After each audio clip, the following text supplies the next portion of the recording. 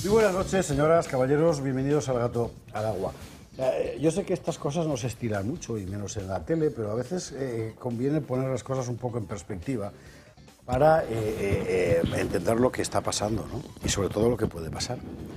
No sé si ha visto usted el espectáculo de las Cortes de hoy, en fin, el charaneo, que se parece peligrosamente a las Cortes de la Primera República. Falta la efervescencia esa del español castizo, pero cualquier día. Verá, España tiene desde hace 200 años más o menos un problema casi permanente, que consiste en la creación de un Estado eficiente que sea capaz de representar mal que bien al conjunto de la sociedad. Hubo un momento particularmente brillante en 1876, con la Restauración, Cánovas, Sagasta, ya sabe usted, donde los unos y los otros, sobre la base de un acuerdo recíproco sobre cierta corrupción tolerada, ¿verdad?, convinieron en mantener un sistema en el que todos tenían algo que perder, de tal forma que todo el mundo estuvo de acuerdo en sostenerlo hasta que aparecieron otras fuerzas, producto de la evolución social, que estaban ya fuera del sistema y aquello se cayó enteramente. Bueno, llegó Miguel Primo de Rivera e intentó construir un Estado, institucionalizar, etcétera, pero también ahí había alguien fuera. Bueno, Primo de Rivera consiguió meter hasta el PSOE ahí dentro, pero los liberales estaban fuera, entonces empezaron a conspirar a calzón quitado. Y llegó la Segunda República, que desde el principio fue un sistema que jamás tuvo la menor intención de integrar a todos, sino que era solo para los republicanos, que encima se pelearon entre sí. Después de la Guerra Civil llegó el régimen de Franco, que por primera vez, y creo que esto no lo podrá negarlo nadie, consigue crear un Estado eficiente desde el punto de vista económico y desde el punto de vista de las políticas sociales, pero donde evidentemente tampoco cabían todos, claro. Y se llegó entonces, vía ley de la reforma política, a la Constitución del 78 y al sistema de poder que lo sustentaba, o más bien al revés, donde una vez más se intentó que cupieran todos, pues como un centro derecha, un centro izquierda, y que los nacionalistas formaran parte del arreglo. Y una vez más parecía que podría funcionar, y de hecho un tiempo funcionó, un sistema en el que los agentes fundamentales tenían más que perder si se salían que si se quedaban dentro. Y todo eso se fue a hacer puñetas con Zapatero, que es el que rompe ese sistema, esos pactos implícitos, y decide pactar solo con los separatistas. Hoy, una vez más, estamos ante un Estado sustentado solo por una parte de los agentes políticos. En la práctica es lo que hay. Feijóo sigue pensando, el PP sigue pensando en general, que algún día el sistema tiene que volver al partido de centro derecha con el partido. Eso se ha acabado ya.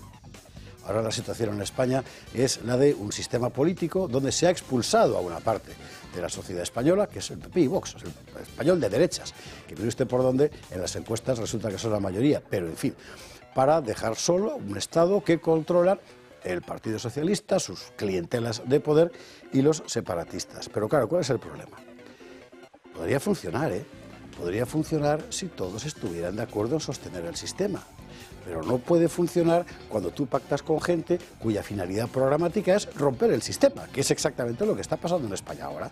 De tal forma que tenemos un poder supuestamente estatal que se asienta sobre fuerzas cuyo objetivo, no de último, ya, ha pasado mañana, es romper ese Estado. Entonces, ¿en qué estamos? Estamos en el puro vacío. ¿Qué es lo que se está viendo ahora con todas estas historias de que pues, si Junts le pone la cuestión de confianza a Pedro, que si Pedro dice gaitas, se ha roto el país? En la práctica se ha roto, y en este proceso histórico de 200 años que tan apresuradamente he dibujado, me parece que se entiende mejor lo que nos hace falta ahora, que es de nuevo ser capaces de construir un orden en el que mal que bien quepamos todos, que es justo lo que el poder hoy en España no quiere hacer. Y el gran problema de Pedro Sánchez, no solo el umbral de corrupción política, de corrupción económica y de corrupción moral al que ha llevado la estructura del Estado, seguramente umbrales nunca vistos antes. No, el problema es que directamente su deriva, su dinámica, a dónde conduce, es sencillamente a la extinción de las posibilidades de la vida en común. Y por eso es tan urgente quitarlo de en medio. ¿Quedan en España energías suficientes? Pues mire, a lo mejor anteayer hubiéramos dicho que no, pero hoy hemos visto fiscales que tienen esas energías, guardias civiles que tienen esas energías y con toda seguridad millones de ciudadanos que las tienen. Así que todo es cuestión de empezar.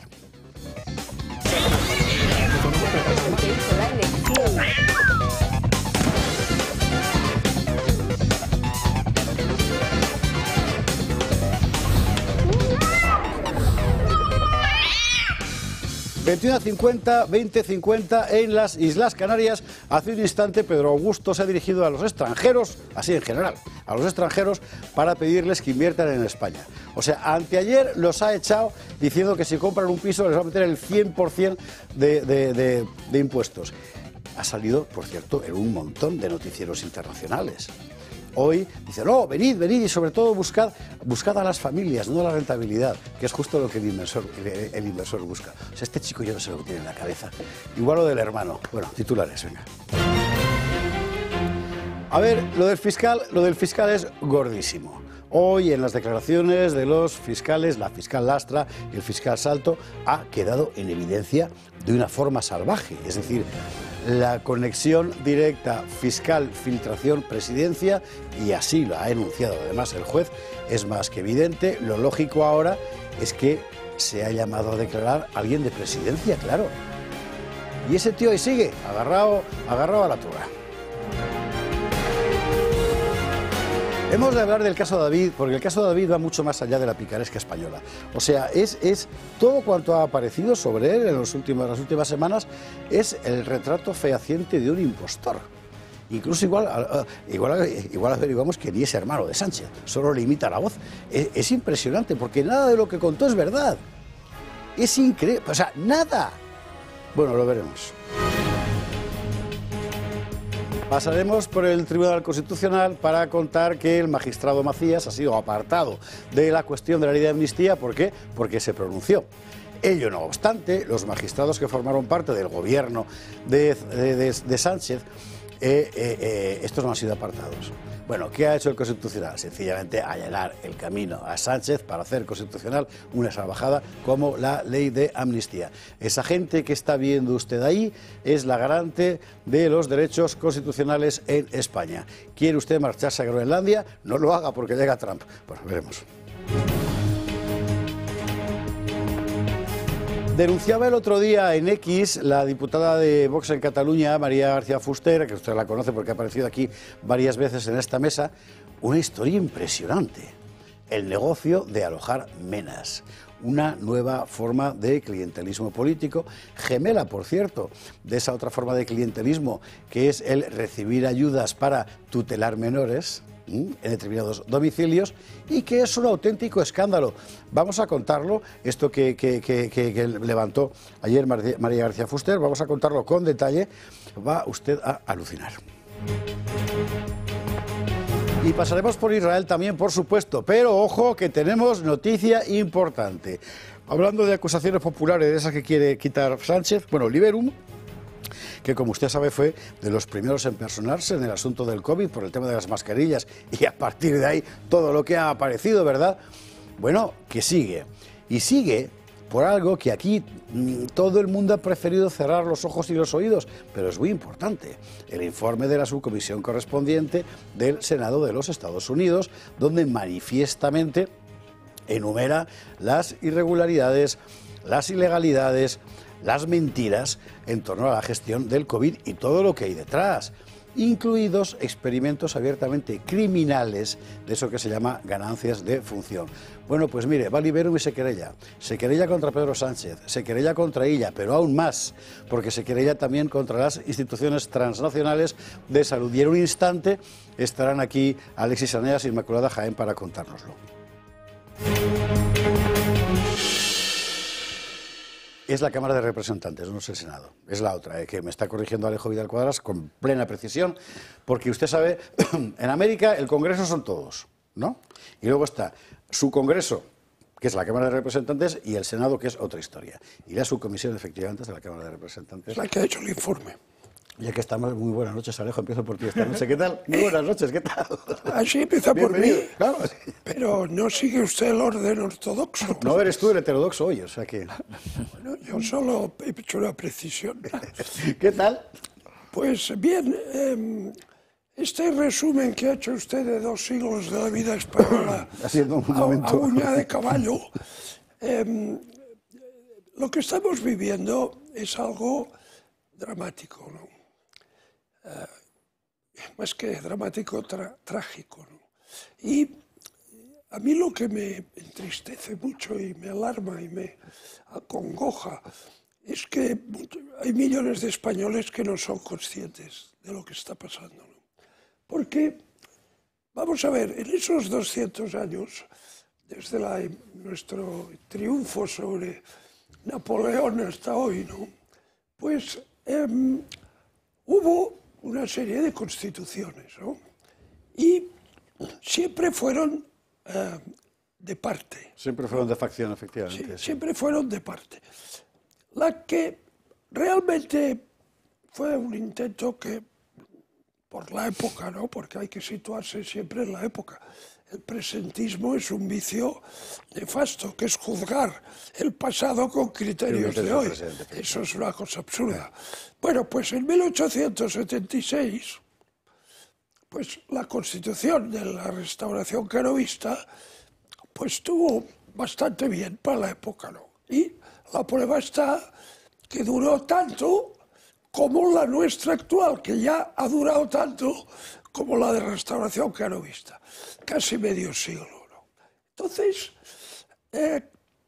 eso fracasó, al final fracasó, y llegó Primo de Rivera y después el desastre total, la Segunda República, la Guerra Civil. Y entonces, en 1975, fallece el general Franco y entre el 75 y el 78 se hace otro intento que en principio parecía con éxito, de una constitución que no fuera de parte, que englobara a la gran mayoría de la sociedad española, ¿no? Bueno, pues esto ha fracasado también. Es doloroso decirlo, pero ha fracasado. ¿Por qué ha fracasado?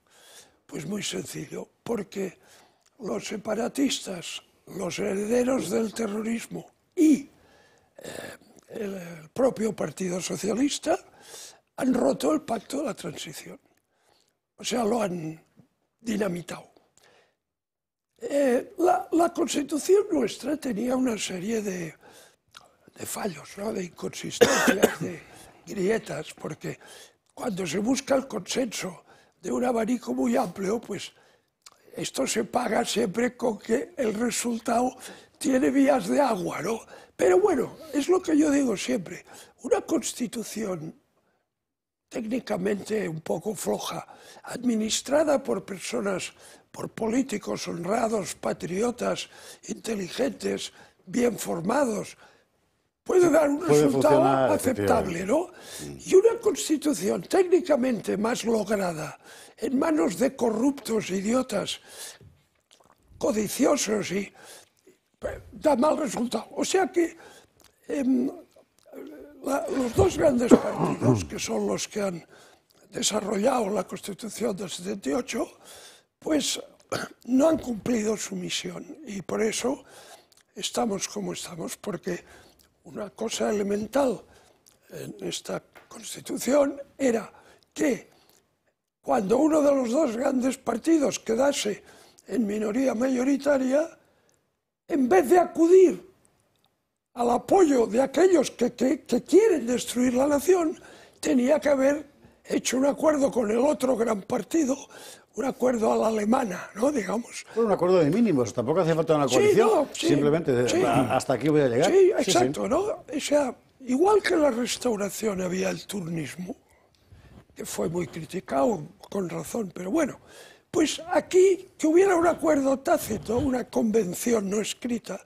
Oye, cuando tú ganes, pero te falten escaños, no te preocupes, yo te dejo gobernar a cambio de que lleguemos a algún tipo de entente, para que estos no nos derriben el edificio, ¿no? Pero no se hizo así. Siempre pactaron, tanto el uno como el otro, con los nacionalistas. Por tanto, hoy la situación es trágica. El pacto de la transición, el gran pacto civil del que siempre estamos tan orgullosos y lo invocamos y lo queremos poner de ejemplo para el mundo, para las transiciones del autoritarismo a la democracia, ya no existe. Está roto. Lo ha roto el Partido Socialista. Y dirás, no, bueno, es que los nacionalistas... No, Los separatistas no engañan. Exactamente. Entonces yo por eso digo siempre, el tigre no es culpable de devorar a sus víctimas, porque es un tigre. ¿Quién es el culpable? El que le abre la puerta a la jaula. Entonces, claro, hoy hemos de hacer frente a esta realidad trágica, dolorosa, que es que el pacto de la transición ya no existe. Y entonces el gobierno funciona a base de levantar un muro entre dos Españas. Y esto es lo que el PP debería comprender. Debería entender, por cierto, debería entender que está en el otro lado del muro, que uno se da cuenta. Claro, pero en fin, tiene que empezar a darse cuenta. Pues sí. Decía, hace el año 30 sería, Ortega en un famoso artículo, españoles, vuestro Estado no existe, reconstruidlo. Artículos aquellos, la agrupación al servicio de la República. No quiero decir nada más que lo que he dicho, que como eslogan está francamente bien. Para la hora presente, Ignacio Doces, muy buenas noches, ¿cómo estás? Muy buenas noches, pues encantado de estar aquí con vosotros y con todos los telespectadores. Yo vengo con dos cosas, si puede ser, José Javier. La primera es que Vox estará, como no puede ser de otra manera, en la manifestación contra el cierre de la central nuclear de Almaraz el próximo sábado a las 10 de la mañana. Sí, señor, en de la que hemos hablado, efectivamente. Estaremos como diputados nacionales José María Figaredo y yo, y todo, por supuesto todos los diputados regionales en el Parlamento de Extremadura de Vox, porque esto es una catástrofe, es un golpe mortal a la soberanía energética de España, es una locura total y absoluta lo que estamos viviendo con el cierre de las centrales nucleares, y también tiene mucha culpa el Partido Popular, que no se nos olvide también las frases de Maroto diciendo que se alegraba mucho del cierre de Garoña, por ejemplo. Pero bueno, y por otro lado, la semana que viene, pleno extraordinario en el Congreso, nosotros rechazaremos. Desde luego no vamos a apoyar los decretos leyes que presenta el Gobierno. Y uno de ellos muy curioso, sí que me gustaría presentar algún detalle, es sobre la revalorización de las pensiones, algo muy necesario, pero en ese mismo texto, en el decreto ley, que solamente se puede convalidar en su conjunto o rechazar en su conjunto, meten también el cese, la cesión del patrimonio del Estado para el PNV en París del Instituto Cervantes. Es decir, que parte del patrimonio del Estado se lo va a ceder al PNV como reclamación suya, a día de hoy es el Instituto Cervantes en París. Y también en ese mismo decreto ley, un segundo, José, a ver si puede ser, se quiere destinar 4,5 millones de euros de todos los españoles a la gestión de los menas en Ceuta. Esa es la calaña que tenemos encima, eso es lo que hace el Gobierno, está utilizando, instrumentalizando a los pensionistas. Estoy convencido que ni un solo pensionista español quiere ninguna de las otras dos cosas que yo estoy diciendo. Y nos obliga el Gobierno a manifestarnos en ese mismo decreto ley, sabiendo que solamente se puede votar sí, no abstención al conjunto del texto. Eso del palacete es muy interesante. El Instituto Cervantes en París es una casa preciosa. 15 millones de euros. 15 millones. Entonces, sostiene el PNV que eso era suyo. Sobre el tema de la propiedad de ese palacete, en fin. Lo que ha hecho Sánchez es decir, pues ala, para vosotros. Pero no se lo pierda. Se lo regala, pero el Cervantes va a seguir allí pagándole un alquiler del carajo de la vida al PNV. Un millón hombre, por favor. Lo vas a pagar tú. Es que me estás poniendo esa cara, o sea que, en fin. Ignacio, bienvenido, buenas noches. Don Juan Antonio de Castro, ¿cómo estás? ¿Qué tal? Buenas noches. Pues no sé, yo era creo que en el gato al agua del jueves pasado, algo así, alguna vez hemos hecho una apuesta de cuándo va a caer este desgraciado gobierno, y yo dije que febrero. Pues creo que no voy mal, ¿eh? Hasta el verano. Tú hasta el verano, había otro que decía hasta septiembre. Yo no voy mal, y os digo por qué. Porque es que todo lo que está pasando va tan acelerado. Vosotros fijaros que está desapareciendo prácticamente el wokismo solamente porque un señor ha ganado las elecciones en Estados Unidos. Vamos a dejar de hablar de cambio climático, de género, de tal. Eso va, vamos, como el aire.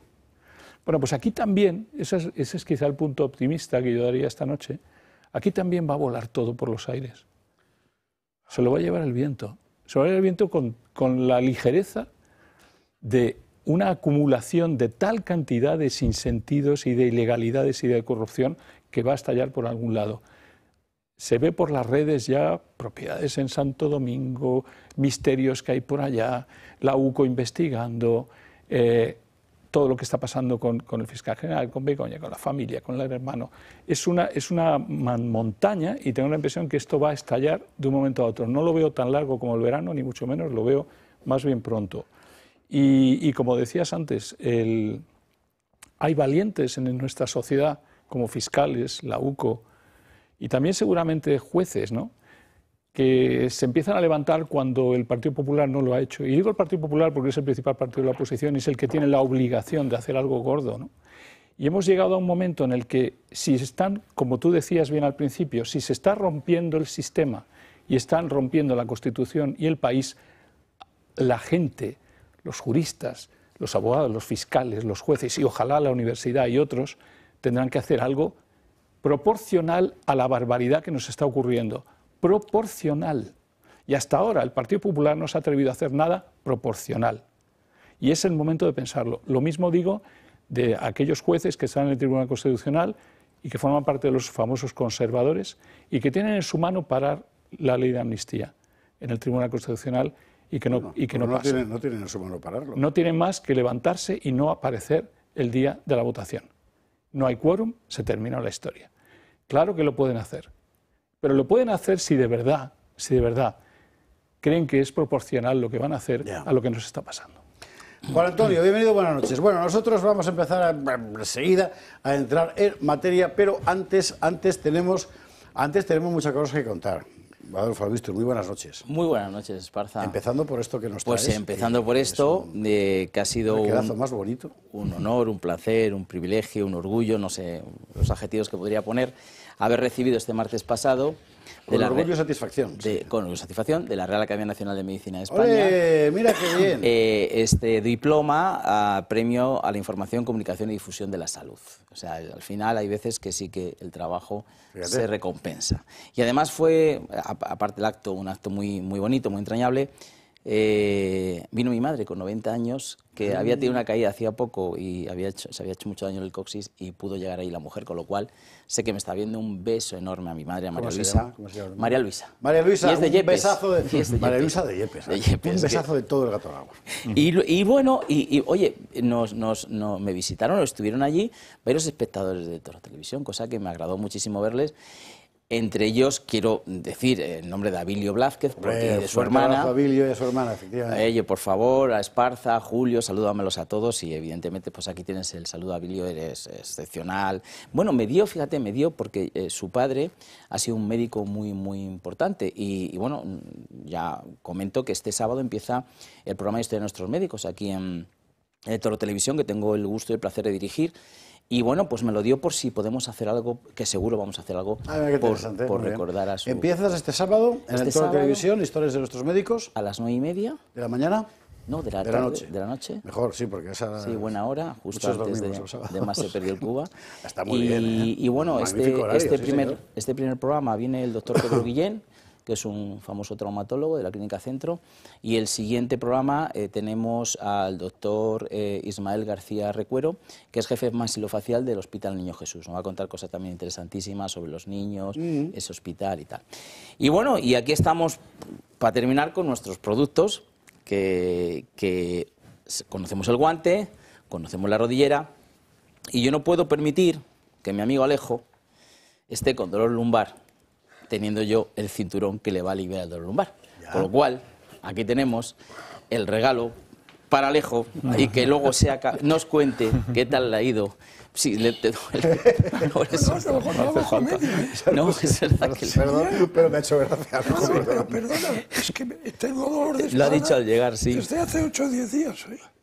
O sea que... Pues te va a venir fenomenal. Va a venir fenomenal. Reírse de la desgracia no trae buenas consecuencias. Muchísimas gracias, Adolfo. Y otra cosa, dime. Enhorabuena por este reconocimiento. Muchísimas gracias. Tan merecido. A ver, enseña. Voy a utilizarlo rápidamente y espero que me alivie. Esperemos. Yo no lo he utilizado, pero la gente que lo ha utilizado y alguna gente de aquí de la casa... le ha ido muy bien, con lo cual estoy seguro que te va a ir muy bien. Muchísimas gracias. Enseñar un poquito a cámara, hombre. Cinturón láser. Esto es el cinturón de Luxo y tu padre que enseñó el otro día Adolfo Albistur. Sí. Se le hacen unas luces rojas ahí, como si fuera Darth Vader, y que tiene una función que es concentrada en la zona lumbar, toda el... Sí, en este caso el cinturón son terapias diferentes. En este caso el cinturón lo que tiene es infrarrojo con doble LED, que trabaja a 695, 895 nanómetros, aparte de lo que viene genial siempre, que es el masaje, la vibración y el calor, ¿no? Todo eso junto es lo que hace que alivie ese dolor y que bueno. Pues el jueves que viene, si Dios quiere, informaré sobre el resultado. Ya me dices si vengo o no. Si te va mal, no vengo. A partir de ahí. Nada, seguro que te va a ir muy bien. Claro que sí. ¿Sabe usted que esta línea de productos consiste básicamente en juntar en aparatos que usted puede usar las terapias, algunas convencionales y otras no, que permiten aliviar dolor? Fundamentalmente se trata de eso. En el caso de la artrosis, que no tiene cura, sin embargo puedes vivir con ella, que es lo que te permite el guante. Y es una gran cosa. Porque el dolor lumbar que mucha gente tiene, ¿no? El famoso dolor de espalda que se llama, ¿no? Puede ser debido a varias cosas. Por ejemplo, hay veces que el problema es en la columna, ¿no? Sí. Las vértebras. Pero muchas veces, que es mi caso, es una contracción muscular, ¿no? Que puede venir por una mala posición, porque has cogido frío, o sea, y entonces el músculo está agarrotado. Y entonces yo ahora, por ejemplo, estoy sentado y no me duele. O sea, quizá una ligera, pero no. Ahora, cuando hago así, fijaos, o sea, que este malvado se reía, pero cuando... Vamos a ver. Sí, porque Alejo, me encanta el teatro. Y ha quedado francamente bien. Ha sido no era teatro. Ya lo sé. Entonces, por eso... Se llama Cinema Verité. Entonces, en el momento que te levantas, haces fuerza aquí, ¿no? Y en ese momento te pega el latigazo, ¿no? Claro. Sí, sí. Pues yo soy testigo que me lo has dicho al llegar, que entre te otras, dolía. Ahí estamos. Y la rodillera de Star Wars, que me tiene fascinado el asunto. ¿Y tú, Ignacio? De la rodillera. No, yo tomo nota. Toma nota porque no creas que te falta mucho. le puede pasar a gente joven como 907 30 122. Usted llame y pregúntelo todo.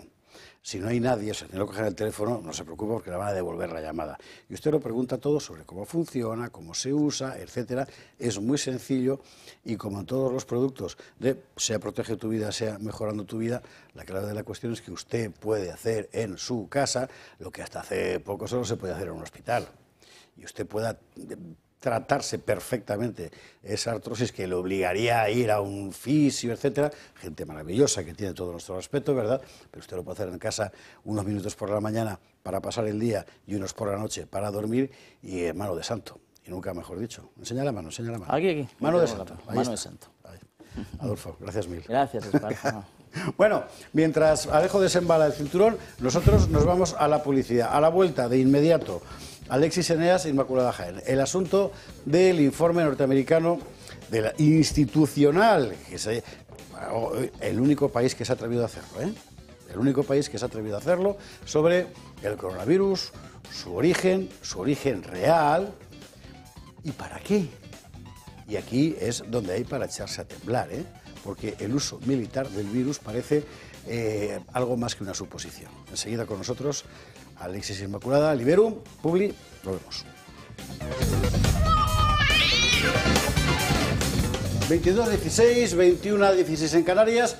Vamos con el asunto COVID. Yo sé que hay mucha gente que prefiere no saber nada, no oír nada, no ver nada, olvidarse de que eso existió. Lo respeto, pero no lo comparto.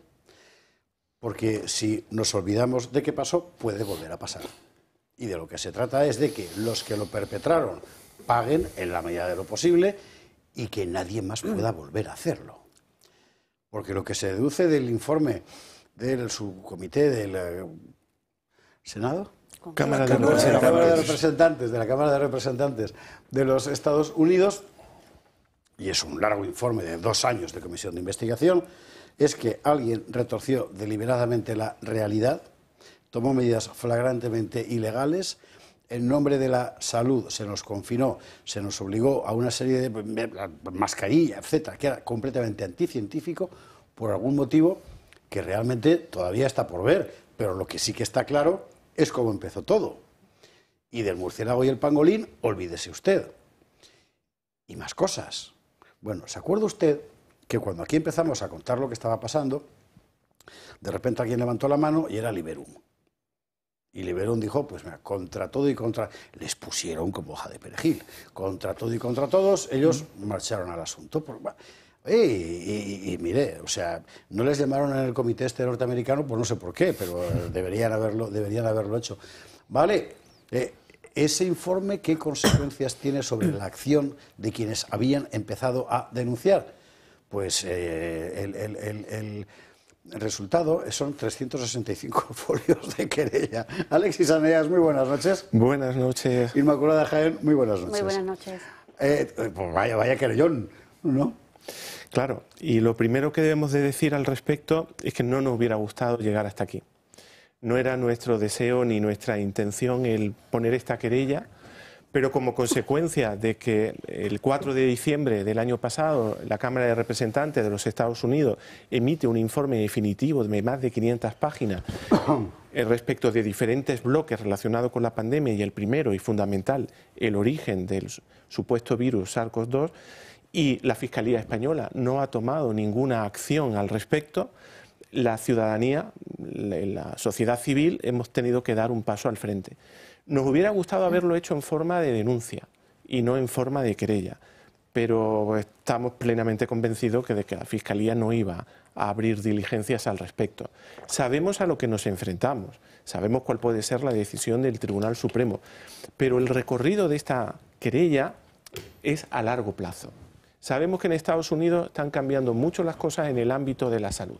Hay 4 estados de Estados Unidos que sus fiscales generales han puesto demandas contra diferentes instituciones a propósito de esto. Esto es muy importante señalarlo, efectivamente. Y muy probablemente cuando Robert Kennedy tome posesión de manera activa en su papel como representante de sanidad en los Estados Unidos, cambien más las circunstancias. Por eso repito, si en España se abriese una comisión de investigación en el sentido que se ha hecho en los Estados Unidos, y no como se hizo en la Unión Europea, que don Juan Antonio de Castro y yo estuvimos durante 3 días en esa comisión COVID, y fue vergonzoso, porque lo único que era decir que lo que se había hecho era todo perfecto y maravilloso, y que para el futuro lo único que había que modificar era meter en la cárcel a los que pensaran diferente.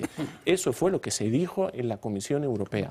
En cambio, Estados Unidos, para sus luces y sus sombras, en esto nos ha dado una lección. No, ha sido ejemplar, es verdad. ¿Y qué es? Por sustanciarlo en unos pocos puntos, aunque la querella es tan, en fin, larga como corresponde al asunto. Por sustanciar unos pocos puntos, exactamente cuáles serían los objetos concretos de querella y contra quién. Vale. Nosotros fundamentamos la querella en el informe. Es verdad que ampliamos con documentación científica y datos oficiales lo que el informe dice, pero no nos inventamos cosas. La base es el informe de la Comisión de la Cámara de Representantes. Básicamente son 3 bloques. El origen de la pandemia, que para nosotros, probablemente después de la Segunda Guerra Mundial, es el acto más importante que la humanidad se ha enfrentado y merecería unos juicios de Nuremberg lo que ha sucedido. 2, cómo se atacó el libre pensamiento y la libertad de expresión, y lo reconoce el informe del Congreso en Estados Unidos y por ende en todo el mundo. 3, y la compañera Inmaculada Jaén lo desarrollará, tema de confinamiento, tema de distanciamiento social, tema de mascarillas. Todo eso viene en ese informe que nosotros pasamos a la querella, y que, como nuestro presidente del Gobierno es el máximo responsable de lo que sucedió y cómo se gestionó, entendemos que es él el que debería de abrir ese melón de investigación de lo que ha sucedido. Empezamos con el origen. Esta última frase, el presidente del Gobierno debería abrir el melón de la investigación, me ha dejado loco, porque si alguien no lo va a hacer, precisamente es Pedro Sánchez. Vamos a ir al origen después, porque si quieres vamos a ir de menor a mayor, es decir, de menor, pues fíjese usted, de menor lo que todos hemos vivido. Es decir, no puede salir de casa, a las 8 por ir al balcón, que para salir a la calle solo con el perro, los niños ninguno, no salgas que vas a matar al abuelo, mascarilla, y así todo, ¿no? Claro, este informe norteamericano lo que demuestra es lo que todos veíamos, que era toda una sandez gigantesca. Efectivamente, nosotros cuando tuvimos en nuestras manos este informe, el pasado 4, cuando se publicó, el pasado mes de diciembre, yo entré en pánico porque no daba crédito a lo que estaba leyendo, lo que se estaba publicando, lo que se estaba haciendo pues, público a millones de personas, ¿no? Y ciertamente en el tema de los confinamientos lo que más me llamó la atención fue el distanciamiento social que se imponía a la población en esos momentos. No sé si recordáis cuando entrábamos en un lugar y teníamos que poner los piecitos en las distancias, en las pegatinas. Pero lo que es más sorprendente, ¿de quién surgió la idea? La idea surgió del doctor Fauci. en un momento en el cual él decidió arbitrariamente, de forma espontánea, que lo dice el informe, no lo digo yo, crear que eran 6 pies. No sé si os acordáis que en Estados Unidos eran 6 pies y aquí eran como 2 metros. Pues esos 2 metros fueron los que nos hicieron respetar, porque este señor, sin ninguna base científica, porque el informe empieza diciendo, lo leo literalmente, confinamientos no científicos que causaron más daños que beneficios, fue idea de este señor, este doctor, que está en todos lados, aparece tanto en los confinamientos como en las mascarillas. O sea, una credibilidad brutal cuando lo sigues leyendo y ves que ese informe no tuvo respaldo científico en esos aspectos. Entonces, partiendo de esa base, ¿en manos de quién estábamos? Este asunto, aparte ¿cómo decir?, del desdoro personal, ¿verdad?, y de la pérdida de dignidad hay que recordar que el confinamiento está en el origen del cierre de la actividad económica. O sea, el daño fue, bueno, aún no nos hemos recuperado en lo que... Sí, en Estados Unidos crearon como 3 bloques de daños que se provocaron por estos confinamientos. Básicamente era, como ha dicho, el tema económico, que tuvieron que cerrar muchas empresas, muchos trabajadores en la calle. Luego hubo otro efecto que también no hay que olvidar, que era respecto a la salud de las personas, sí, claro. Sobre todo en el tema de salud mental. Hubo muchísimo, el 40% de los estadounidenses declararon que habían padecido algún tipo de enfermedad mental en ese momento, y sobre todo también respecto al desarrollo de los niños y de los jóvenes en los colegios y bueno, en todo el desarrollo social que estamos viviendo en ese momento. Oye, ¿y de todo esto de qué se le puede reprochar al gobierno? Porque al fin y al cabo, conociendo a Pedro Sánchez o a Salvador Illa, dirán, nosotros lo que nos mandó Europa. Claro, pero también nosotros estamos en manos de un gobierno que se supone nos tiene que proteger y tiene que investigar ciertas medidas, no creerse, por ejemplo, lo que acabo de decir el doctor Fauci, que en el subcomité del Congreso, cuando le interrogaron el 9 de enero de 2023, este señor dijo que simplemente apareció y surgió esa idea de los 6 pies. Que se me pasó por la cabeza, es lo que vino a decir. Lo dije porque se me pasó por la cabeza. Aquí todo el mundo callado, ¿eh? O sea, os hemos contado aquí 2, el resto, claro, como todos cobran... Pero es que hubo una circunstancia en todo este asunto que es inaceptable, que es que las personas, científicos, médicos de mucha experiencia en virología, en epidemias, que no seguían la línea políticamente correcta, exacto, eran cancelados, totalmente, eran vetados, eran injuriados, insultados. Yo recuerdo un debate en no sé qué cadena de televisión que había una exministra de Sanidad socialista que cuando un médico con mucha experiencia, una persona, digamos, solvente, empezó a poner en duda ciertas cosas, se levantó y se fue. Como si ahora yo me levanto y me voy de este programa diciendo, esto es intolerable, yo me voy. Y el representante del Colegio de Médicos que estaba allí, se le vio que tal, y también se fue por miedo Entonces... ¡Qué valiente, hombre! Sí, desde luego. Entonces os digo una cosa. Hemos visto unas cosas. No hubo libertad de expresión ni de opinión. Claro. Y los que se atrevían a plantear otras perspectivas no solamente eran cancelados, es que eran insultados. Justamente como ese exceso de celo, ¿verdad? Es lo que a muchos les hacía pensar, bueno, no están exagerando un poco, porque con otros episodios previos, como la gripe aviar o cosas así, no pasó. ¿Qué es lo que hacía que en este caso concreto quedara literalmente prohibido disentir? Usted se acordará perfectamente del asunto. Y aquí es donde entra la otra parte, claro, es decir, el origen. El origen del virus se da en un contexto concreto que por definición exige silencio, disciplina y acatar lo que hay. Pero si Sánchez tomó medidas que el Constitucional declaró inconstitucionales. Sí, y no solo aquí, pero también en Estados Unidos. Pero y aquí es donde está la cuestión. Don Alejo, ahora dice el Constitucional que sí era constitucional. Con 5 votos particulares en contra, por cierto. Sí, sí. Sobre el origen, sí. Lo importante de esto es cuando se empezó a valorar la posibilidad de que el origen fuera una fuga de un patógeno del laboratorio de virología de Wuhan. Porque algunas personas nos dicen, bueno, es que, nunca mejor dicho la expresión, a toro pasado es fácil decir. No, el informe del Congreso norteamericano establece que desde el minuto 0 se estaba planteando esta posibilidad. Y aquí entra en juego la famosa cuestión de la navaja de Ockham. Se habla de un virus corona. Tenemos una población donde sale. Tenemos que en esa población hay un laboratorio virológico que se dedica a hacer experimentos de ese virus.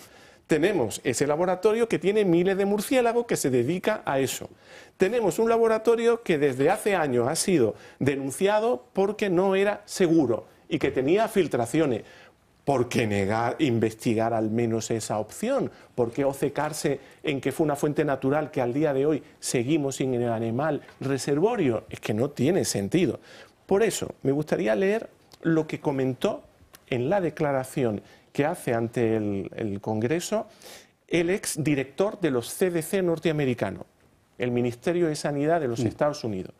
Declaró esto el 8 de marzo del 2023, Robert Redfield.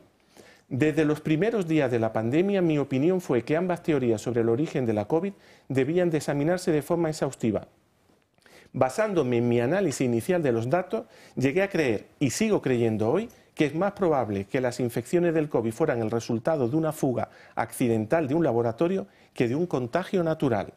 Esta conclusión se basa principalmente en la biología del virus en sí, incluida su rápida y alta infectividad para la transmisión entre humanos, lo que luego predeciría la rápida evolución de nuevas variantes, así como una serie de otros factores importantes. Esto lo dice el director de los CDC.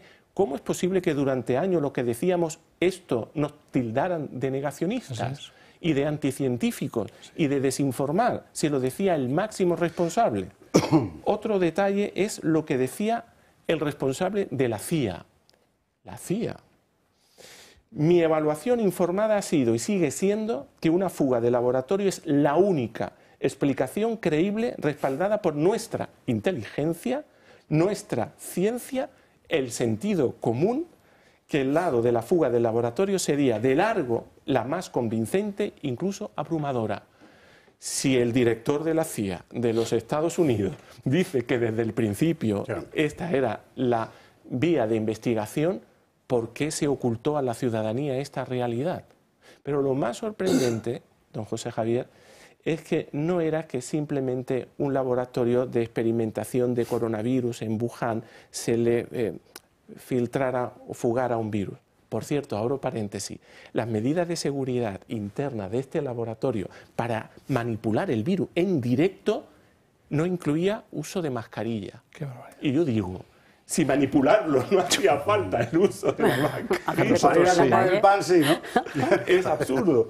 Pero es que el informe de la comisión dice un tercer elemento que hace que todo sea mucho más trágico. En ese laboratorio de Wuhan, al menos desde el 2018, había una institución sin ánimo de lucro norteamericana llamada EcoHealth, que se dedica a la investigación experimental de ganancia de función de los virus, que había solicitado en el año 2018 al DARPA del Pentágono de los Estados Unidos hacer experimentos de ganancia de función para los soldados norteamericanos. Ahí está. Vale, entonces, por partes. Ganancia de función, recuerde usted, es, por decirlo en dos palabras, crear artificialmente virus, supuestamente para conseguir medicamentos que te permitan, cuando llegue un virus natural, hacerle frente con mayor eficacia, supuestamente. Bien. También puede ser y también un arma biológica. Un arma biológica. ¿El DARPA? ¿Qué es el DARPA? Pues el DARPA es el departamento del Pentágono que se dedica a crear armas. Lo curioso de esta historia es que aparece un tercer personaje en todo esto. Cuando se filtra a la opinión pública desde el minuto 1 que los científicos están diciendo que esto es un virus o un patógeno que se ha filtrado, se reúne el señor Fauci con sus allegados y con un personaje muy interesante que era el director de un fondo económico que maneja más de 30.000 millones de libras, que se llama Wellcome Trust, que fue contratado por el director general de la Organización Mundial de la Salud como el vicepresidente de la pandemia, que yo digo porque hace falta un fondo financiero para esa gestión.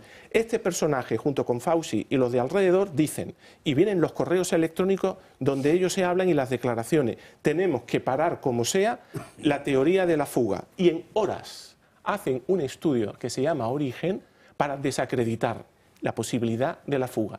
Y lo publican, intentan su publicación en la revista Nature. Nature dice que no lo publica porque no son contundentes en decir no a la fuga. Lo vuelven a elaborar y ya es contundente. Fuga, no. Esa semana Fauci en la Casa Blanca a los periodistas les dice que la fuga se descarta. O sea, lo que dice Nature no es... Esto no me convence científicamente. Lo que dice Nature es, no, échale más carne que quede más... Porque el CEO de Wellcome Troop quiere que no se hable de la fuga porque la OMS dice, y así lo han reconocido también ellos, que crearía un conflicto internacional y que había que proteger a China a toda costa. Claro, a China pero es y a coger... El director general de la OMS le debe su puesto a China. Claro. Correcto. No hay que olvidar este pequeño detalle. Sí, pero es interesante esto de China y demás, porque al final, pues esto es el contubernio. A Wuhan se marchan los laboratorios norteamericanos cuando Obama prohíbe la experimentación de ganancia de función en suelo norteamericano, no a las empresas norteamericanas. Se van a China porque allí pueden. Y entran en laboratorios que, si yo no estoy mal equivocado, habían creado los franceses allí. Sí, los Pasteur. Los franceses salen y entran estos. O sea, estamos hablando de un negocio transnacional, claro. Pero esta perspectiva que abres del uso con fines bélicos, de defensa, Margarita, perdóname, con fines de defensa, a mí me llama la atención. Y eso se refleja fehacientemente en el informe del... Pues por supuesto, viene hasta el proyecto que EcoGeal presenta al DARPA para conseguir la financiación. El DARPA contaba para ese proyecto, si la memoria no me falla, 14 millones de dólares para hacerlo. El DARPA reconoce que finalmente no da ese dinero, porque no se fiaba del laboratorio y la seguridad del laboratorio, pero entonces los congresistas le preguntan por qué siguió entonces EcoGeal haciendo el experimento, y el propio DARPA dice, bueno, a lo mejor querían obtener resultados positivos y ya con los resultados positivos de la investigación decirnos que queremos el dinero. Y después hay otro aspecto que es llamativo. Siempre que se toma una medida del tipo que sea en circunstancias de crisis, hay que hacer un estudio en profundidad, coste-beneficio. Es decir, pros y contras, ¿no? Entonces el confinamiento es evidente, a la luz de este informe, que hizo mucho más daño que beneficio. Por supuesto. Porque al provocar la ruina económica de mucha gente, creó problemas de salud que provocaron más daño que... Sí, ciertamente. Es decir, que esto del COVID fue un desastre, lo mires por donde lo mires. Y curiosamente, mucha gente se hizo muy rica. Claro. Claro. Este asunto del confinamiento que Sacalejo nos devuelve en la cual enseguida te doy la palabra, Juan Antonio. ¿Hasta qué punto estaba previsto esto? Yo sé que es una pregunta muy difícil de contestar, porque para eso habéis puesto unas denuncias para abrir una investigación, pero sorprende que fuera en prácticamente todo el mundo, que solo países, digamos, periféricos en esta materia, como Suecia, por ejemplo, optaran por otras soluciones.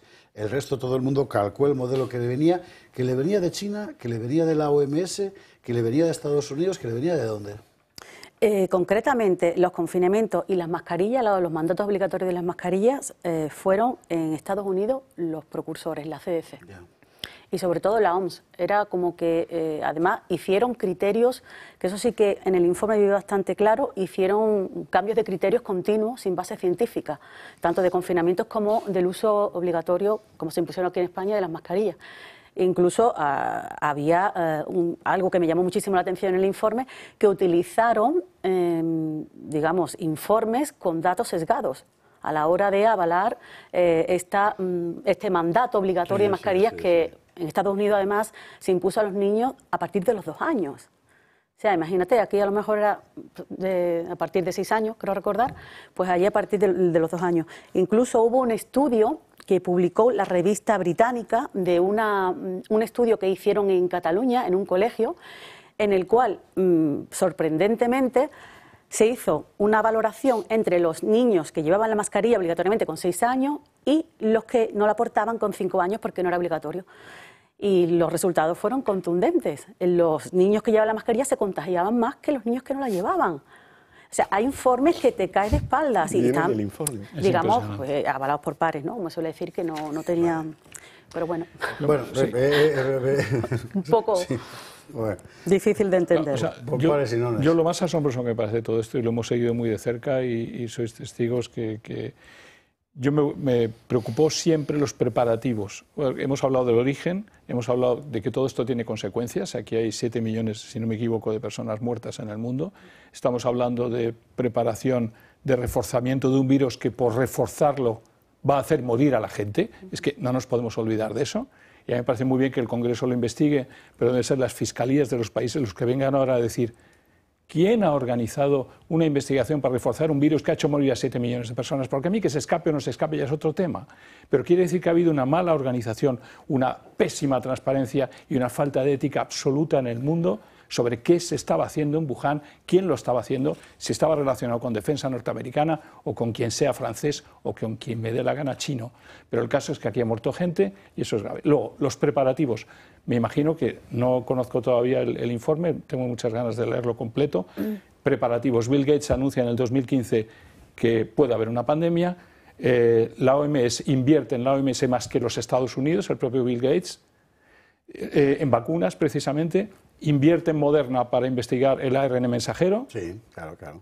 Y después, en el 2018, como publiqué en mi libro de No solo es Soros y la pandemia, Que viene en la querella. bien, que creo que lo habéis puesto en la querella, me lo has dicho antes, descubro que en el comercio internacional aparecen del 2016 al 18, 2 años antes de la pandemia, 2 a 3 años antes de la pandemia, exportaciones de miles de millones de dólares de Irlanda a otros países. Y digo, ¿en qué producto? Test PCR.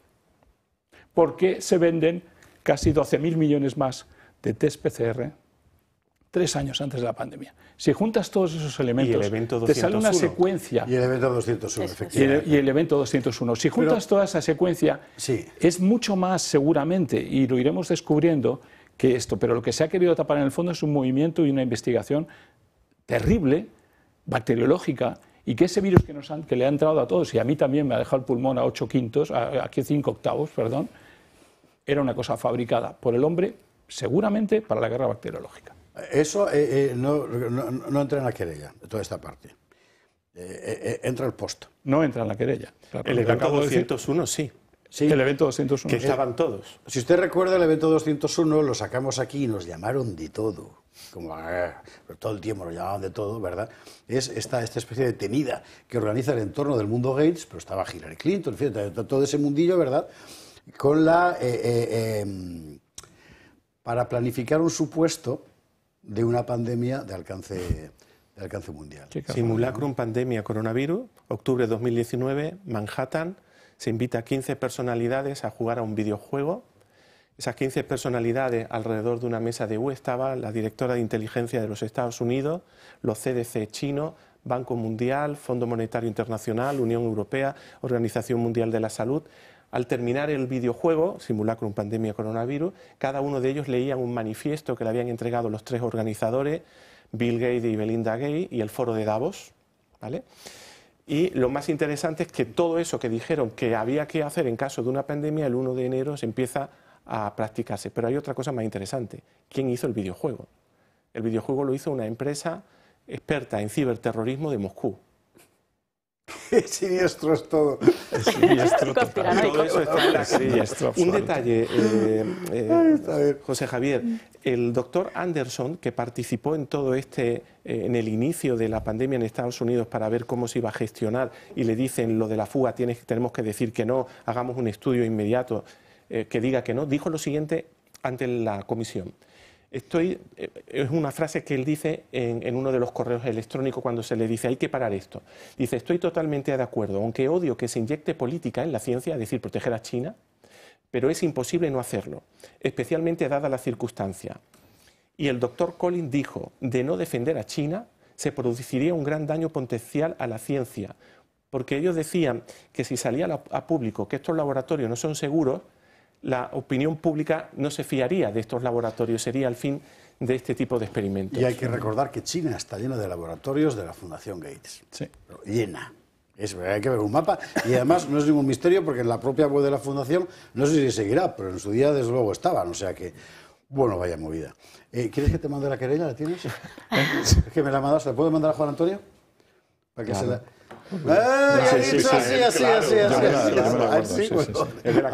Ahora te la paso. Vaya, madre mía, qué trabajazo. Bueno, pasos, hemos de irnos a la publicidad. Pasos, ¿dónde estáis? Aparte de esto, no, o sea, solo pensaba preguntarte esto, por eso, porque ¿qué es lo que viene ahora? estáis en todas partes. Lo primero sería la presentación. Sabemos que el Tribunal Supremo no va a querer... Bueno, por cierto, la querella no solamente va con los representantes del gobierno, sino contra el director de la OMS, contra Fauci, y también contra el director de COGEAL, que son los realmente responsables de lo que ha sucedido. Pedimos toda una batería de testificales. Al primero que vamos a solicitar que testifique es Robert Kennedy. Confiamos que esa declaración sería importantísima. Una ex trabajadora de Pfizer también, Margarita Robles, ministra de Defensa, que hizo el CNI. Sabía el CNI todo esto que se sabía desde el minuto 1, investigó, se ocultó, porque hay que recordar que, aunque esto es de la Cámara de Representantes, en el Senado, en Estados Unidos, la Subcomisión de Seguridad e Inteligencia hizo lo mismo y le pidió a la CIA que desclasificara los documentos sobre el origen del virus. Y la CIA se negó hasta que la Comisión insistió. Y eso mismo se debería de haber hecho en Europa y también aquí. Pues ya nos iréis contando. Bueno, pues ya seguiremos contando, pues sí. Una cosa hay que hacer antes, esto para los amantes del mundo de la papelería y la librería, que yo sé que son muchísimos en este programa, hay gente que tiene auténtica pasión por una papelería, sobre todo de las clásicas, de las antiguas. Cuando entras pierdes horas, déjame tu libreta, por favor. O sea, mire usted qué monada, mira. Como una vieja goma Milán. Qué cosa más bonita, por favor. Yo que soy un amante de las libretas. Alexis Aneas, gracias mil, Inmaculada Jaén. Muchísimas suerte. Gracias. Ya nos iréis contando, en fin, esto sí que es una aventura, porque claro, vais a tribunales internacionales. Queremos llegar, nuestro fin es llegar al Tribunal Europeo de Derechos Humanos y contamos con una aventura y es esperar que en Estados Unidos la situación cambie y que aquellos aires nos puedan en un momento dado beneficiar aquí, porque volvemos a repetir, no queremos ir contra nadie, lo que queremos es que lo que se ha hecho allí se haga aquí y quien tenía que hacer esta investigación la haga. Correcto. Y estando Robert Kennedy en sanidad. En principio debería ser el momento propicio. Muchísimas gracias a los dos. Gracias. Nos vamos a la policía, a la vuelta nuestros propios murciélagos, porque tenemos el asunto del fiscal, el asunto del hermanísimo, o sea, il pipistrello, que dicen en italiano. Publi, y a la vuelta lo vemos.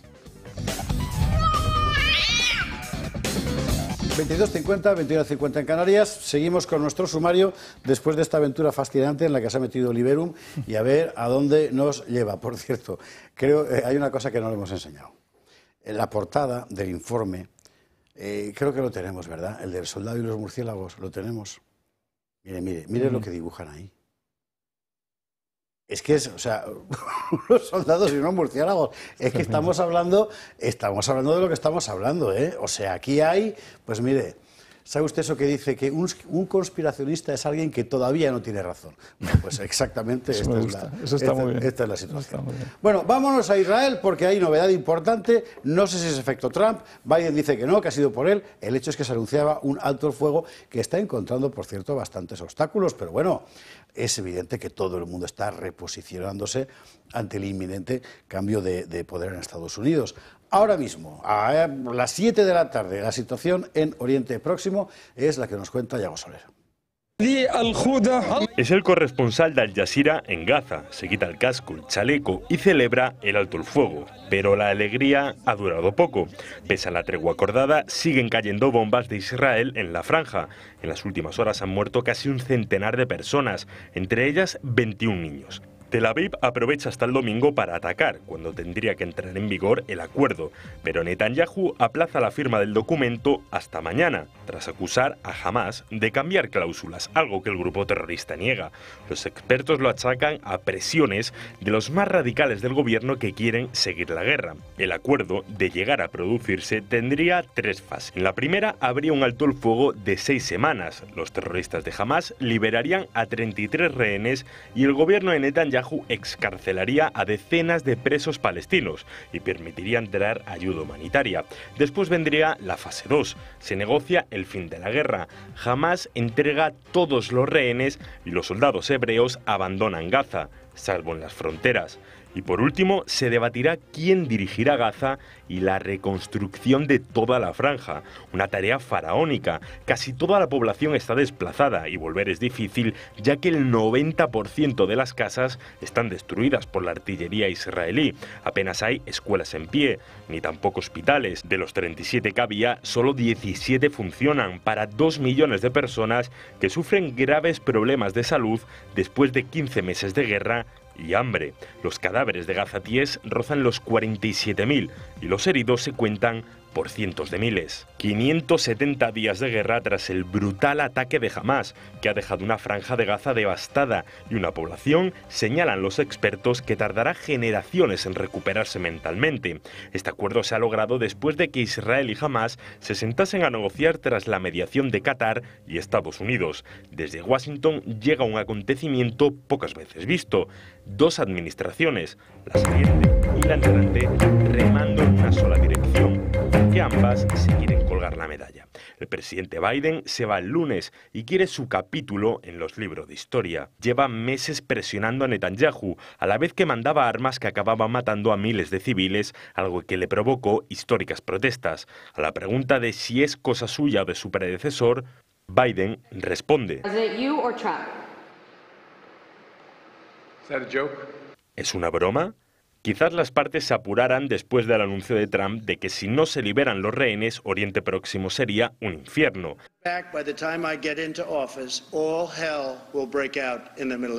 Ahora el encargado de las negociaciones será Trump.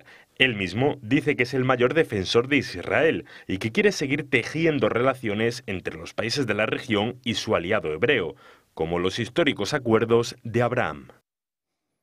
Y ahora a ver qué pasa. Dentro de la facción más próxima, digamos, facción, entiéndeme usted, al gobierno israelí, consideran que esto es una victoria de Hamás.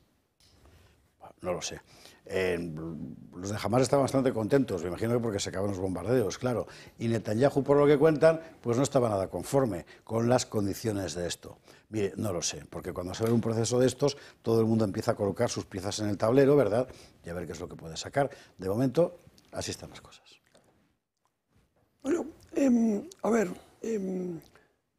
la negociación, el diálogo, el pacto, es un método para resolver conflictos muy respetable. O sea, aquí no es que seamos intransigentes. O sea, si 2 enemigos que actúan racionalmente, que actúan, subrayo, racionalmente, negocian, pactan y llegan a algún tipo de equilibrio, pues eso puede ser un buen método para resolver un conflicto. Pero cuidado, es que aquí los 2 bandos no tienen el mismo esquema de pensamiento. Es decir, el bando, llamemos occidental, Israel, sí que actúan bajo criterios racionales. Pero el otro bando no. El otro bando no. Es decir, la cabeza de la serpiente está en Irán, el régimen de los ayatolás, ¿no? Que es el que financia a Hamás, a Hezbollah, a los hutíes de Yemen, ¿no? Entonces, el régimen iraní es un régimen teocrático, dogmático, terrorista, corrupto, criminal. Bueno, criminal que a mí me quisieron matar. O sea que, fíjate tú, si lo he vivido yo esto de cerca, que me ha costado 7 meses recuperarme. Aparte de que estoy vivo de milagro. Entonces, claro, ellos utilizan siempre el pacto o la negociación o el diálogo para ganar tiempo y continuar con lo que quieren hacer. Es decir, el diálogo con ellos y la negociación es una pérdida de tiempo, ¿no? Entonces, como aquí juegan muchos factores de una gran complejidad, porque, por ejemplo, Netanyahu estaba bajo una fortísima presión de la opinión pública israelí a favor de recuperar a los rehenes, ¿no? O sea, una presión en la calle tremenda, ¿no? Eso también ha sido un factor, a mi juicio, que ha pesado mucho. Y lo que dice el pobre Biden, ¿is it a joke? ¿No? Esto es un chiste. Vamos a ver. Trump dice, si el día 20 de enero no se han devuelto los rehenes, voy a desatar un infierno en Gaza. 2 grupos de combate con portaaviones van a las costas de Gaza y de Gaza no queda nada. Fíjate lo que te digo, ¿eh? No queda nada. Entonces, eso ha tenido un peso, por mucho que Biden haga un chistecito. No, eso ha tenido un peso, no te quepa duda. Entonces, mi opinión es que hasta que el régimen de los ayatolás no sea derribado y sustituido por una democracia más o menos normal, el problema de Oriente Medio seguirá enconado. Y cuando un régimen del tipo de la teocracia criminal iraní está en un momento de debilidad, puede hacer 2 cosas. O intentar negociar, pactar para ganar tiempo y reforzarse y reorganizarse, o puede, al contrario, aumentar la represión interna y buscar el arma nuclear.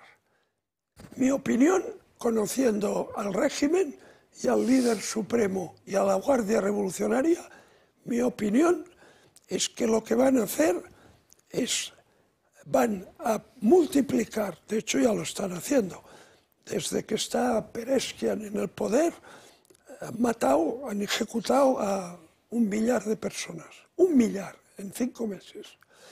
Entonces, van a aumentar la represión interna y van a intentar tener el arma nuclear, que están muy cerca de tenerla. Ignacio, Juan Antonio. Muy rápido, estoy muy de acuerdo con lo que acabas de decir, Alejo. Yo lo primero que creo es que siempre hay que celebrar un acuerdo de paz. Eso como primer punto, siempre la paz es lo deseable, por lo tanto lo celebramos.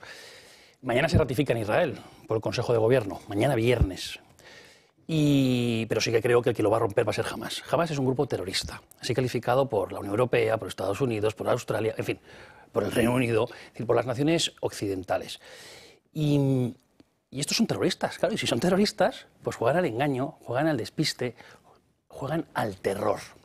Y no se nos olvide, y ahora vengo otra vez a la política nacional, que Hamás felicitó a Sánchez por su posición en la guerra de Gaza. ¿Cómo empieza esa guerra? 7 de octubre año 2023, los terroristas de Hamás entran en Israel y matan a 1.200 personas y se llevan 251 rehenes, que recuerde ahora mismo si la memoria me es fiel.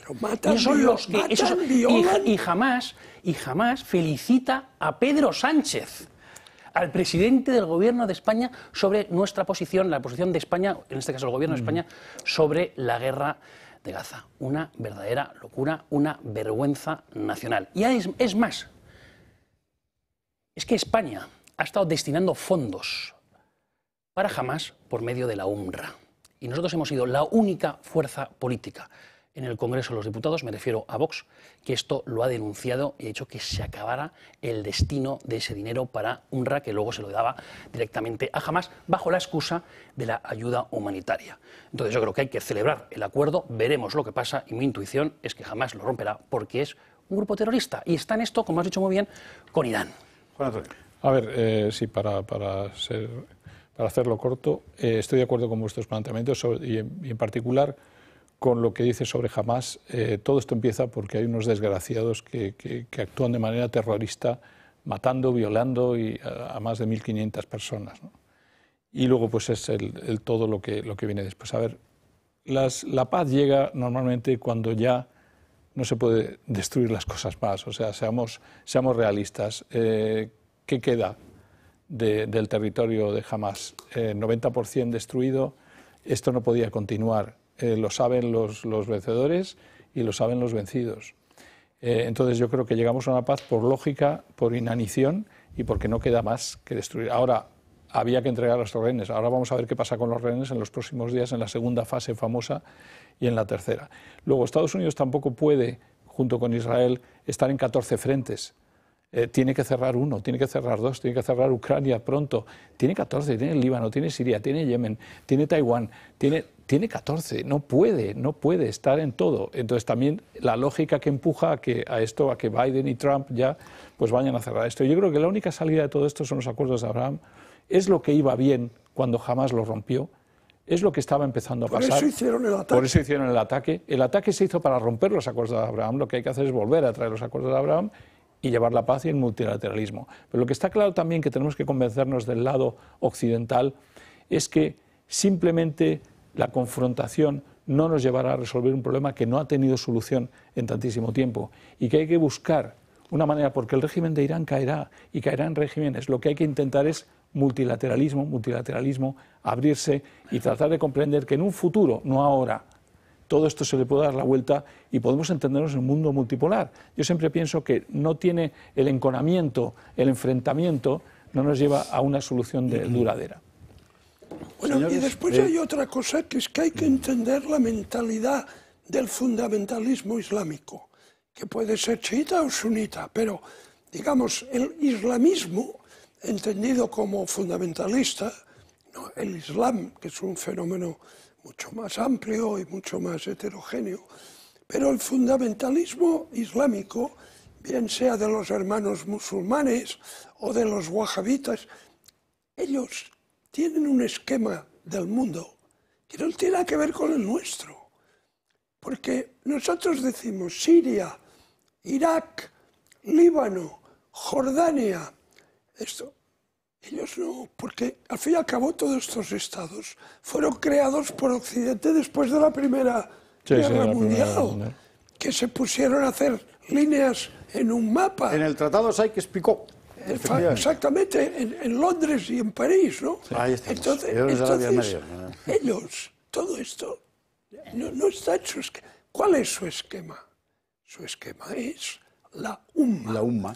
La unidad de todos los musulmanes bajo una única autoridad que viene del profeta y que es a la vez religiosa y política. Vámonos. El califa, ¿no? Entonces, claro, nuestros esquemas mentales no sirven allí. Por eso la invasión de Irak, la segunda, de Bush hijo, fue un disparate, porque quería aplicar allí un método de trabajo y una concepción social y política que les es completamente ajena, ¿no? Afganistán fue la misma historia. Vámonos a la política nacional, que estamos derivando peligrosamente hacia el continente de lo morisco. Y un poquito morisco sí que resulta David Sánchez, mire usted por dónde. Tiene un no sé qué. Bueno, vamos a empezar de menor a mayor en todo lo que nos está sacudiendo. Hombre, teniendo en cuenta que el mayor es lo del fiscal general, pues lo de David Sánchez, aunque sea serio, no deja de ser lo menor. A mí me tiene fascinado como fenómeno literario, ¿no? Es decir, ¿cuál? David Sánchez es el impostor por antonomasia. Es que es una cosa interesante. Es decir, todo en él es mentira. Es increíble todo lo que ha ido saliendo en el juicio. Empezando por él mismo. Empezando por sí. O sea, cabe dudar incluso de que sea hermano realmente. Esto ya es una broma de Pedro. Bueno, no lo sé. De Pedro Sánchez. O sea, ni el título de dirección de orquesta, ni el Teatro de San Petersburgo, ni los 7 idiomas. No es verdad. Nada. Mire, un brevísimo resumen y ahora comentamos el personaje. El hermano de Sánchez consiguió la plaza como coordinador de conservatorios de Badajoz, teniendo el peor currículum de entre las 9 personas que aspiraron a este puesto. 8 de los 9 candidatos aportaron títulos que incluían el grado superior de conservatorio. Entre ellos había algunos con grandes trayectorias profesionales en dirección de orquesta y otros con acreditaciones pedagógicas con experiencia docente en institutos y conservatorios. Sin embargo, David Azagra solo añade en su currículum que estudió económicas, aunque no detalla si es o no licenciado, y su formación en el Conservatorio de San Petersburgo, donde afirmó haber estudiado composición, teoría musical y dirección operística. Sin embargo, expertos consultados por Yoyevtiv señalan que los títulos obtenidos en el conservatorio ruso no superan la calidad de los conservatorios españoles. Y aparte de que Azagra tenía el currículum más flojo de todos los aspirantes, se sospecha incluso que pudo haberlo inflado. Azagra afirma haber dirigido el Festival de Jóvenes Intérpretes de Madrid, pero no consta ninguna información del citado festival, ni se ha podido confirmar que el hermano de Sánchez haya trabajado como director para el Ayuntamiento de Madrid.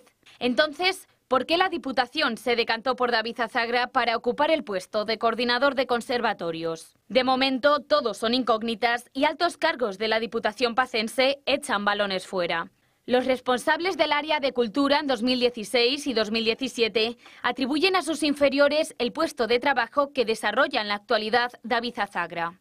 Un dato esclarecedor es lo revelado por el debate, y es que la Diputación congeló durante 6 meses la adjudicación de la plaza hasta que David Azagra terminó un máster en Milán. ¿Fue entonces una plaza creada a medida para el hermano de Pedro Sánchez?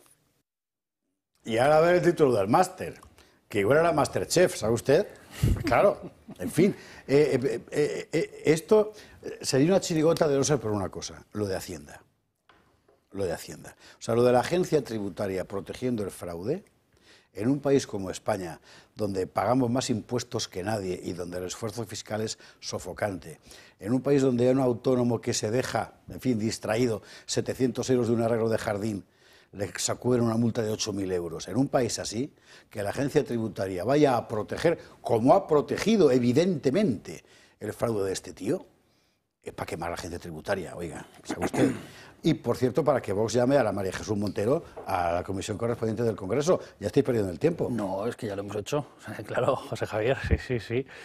No, vamos a ver, esto es una sinvergoncería brutal. O sea, es que, vamos a ver, una plaza innecesaria, que creo con dinero público. Te la adjudico a ti, que además tienes el peor currículum en todos los concursantes. Y encima también trato de favor respecto a que ahora tú vas a entrar en posesión cuando termines el máster. Pero esto, todos los opositores en España saben que esto no funciona así. Y cualquier funcionario de cualquiera de los cuerpos sabe que esto no funciona así. Entonces, por tanto, es para levantarse y decir, oye, pero vamos a ver, la Diputación de Badajoz. Además, ¿quién es el presidente de la Diputación de Badajoz? Gallardo. ¿Y es el que ha ganado las primarias en Extremadura? Y no era el candidato. No, es que eso es parte de la trampa. ¿Ah, sí? Sí, yo creo que sí. Yo creo que sí. Sí.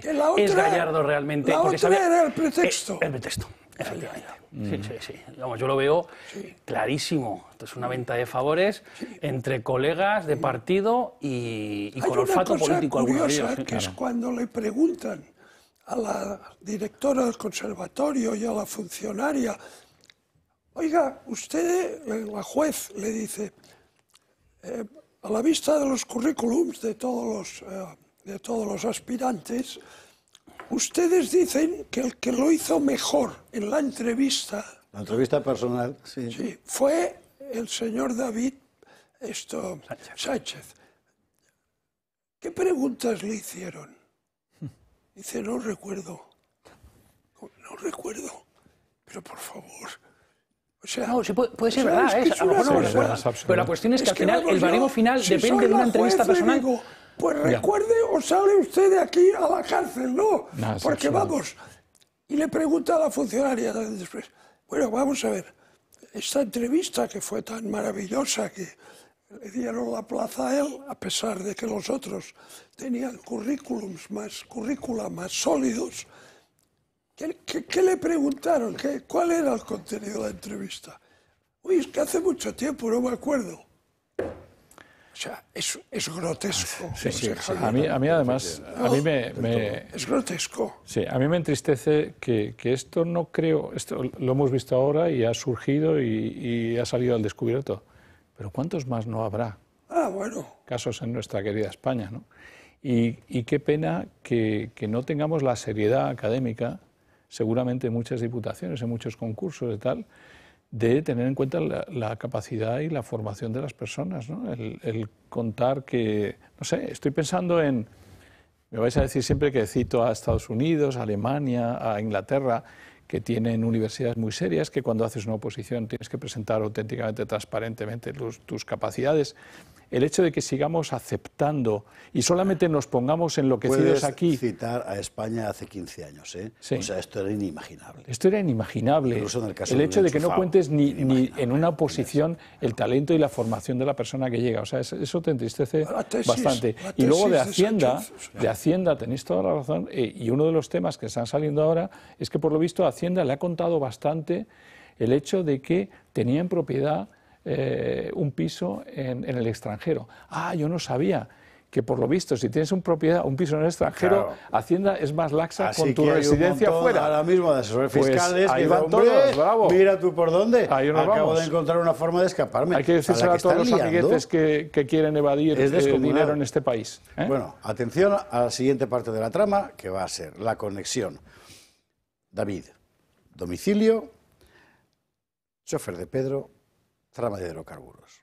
Porque para no ir a la cárcel diré, tengo la certidumbre moral de que esa conexión existe.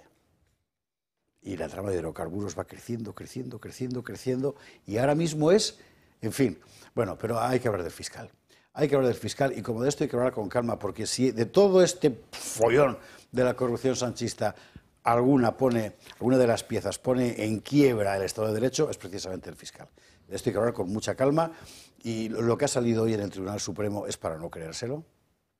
Las presiones del fiscal con la cabeza perdida, llamando a todas horas que esto salga como sea, que esto salga como sea.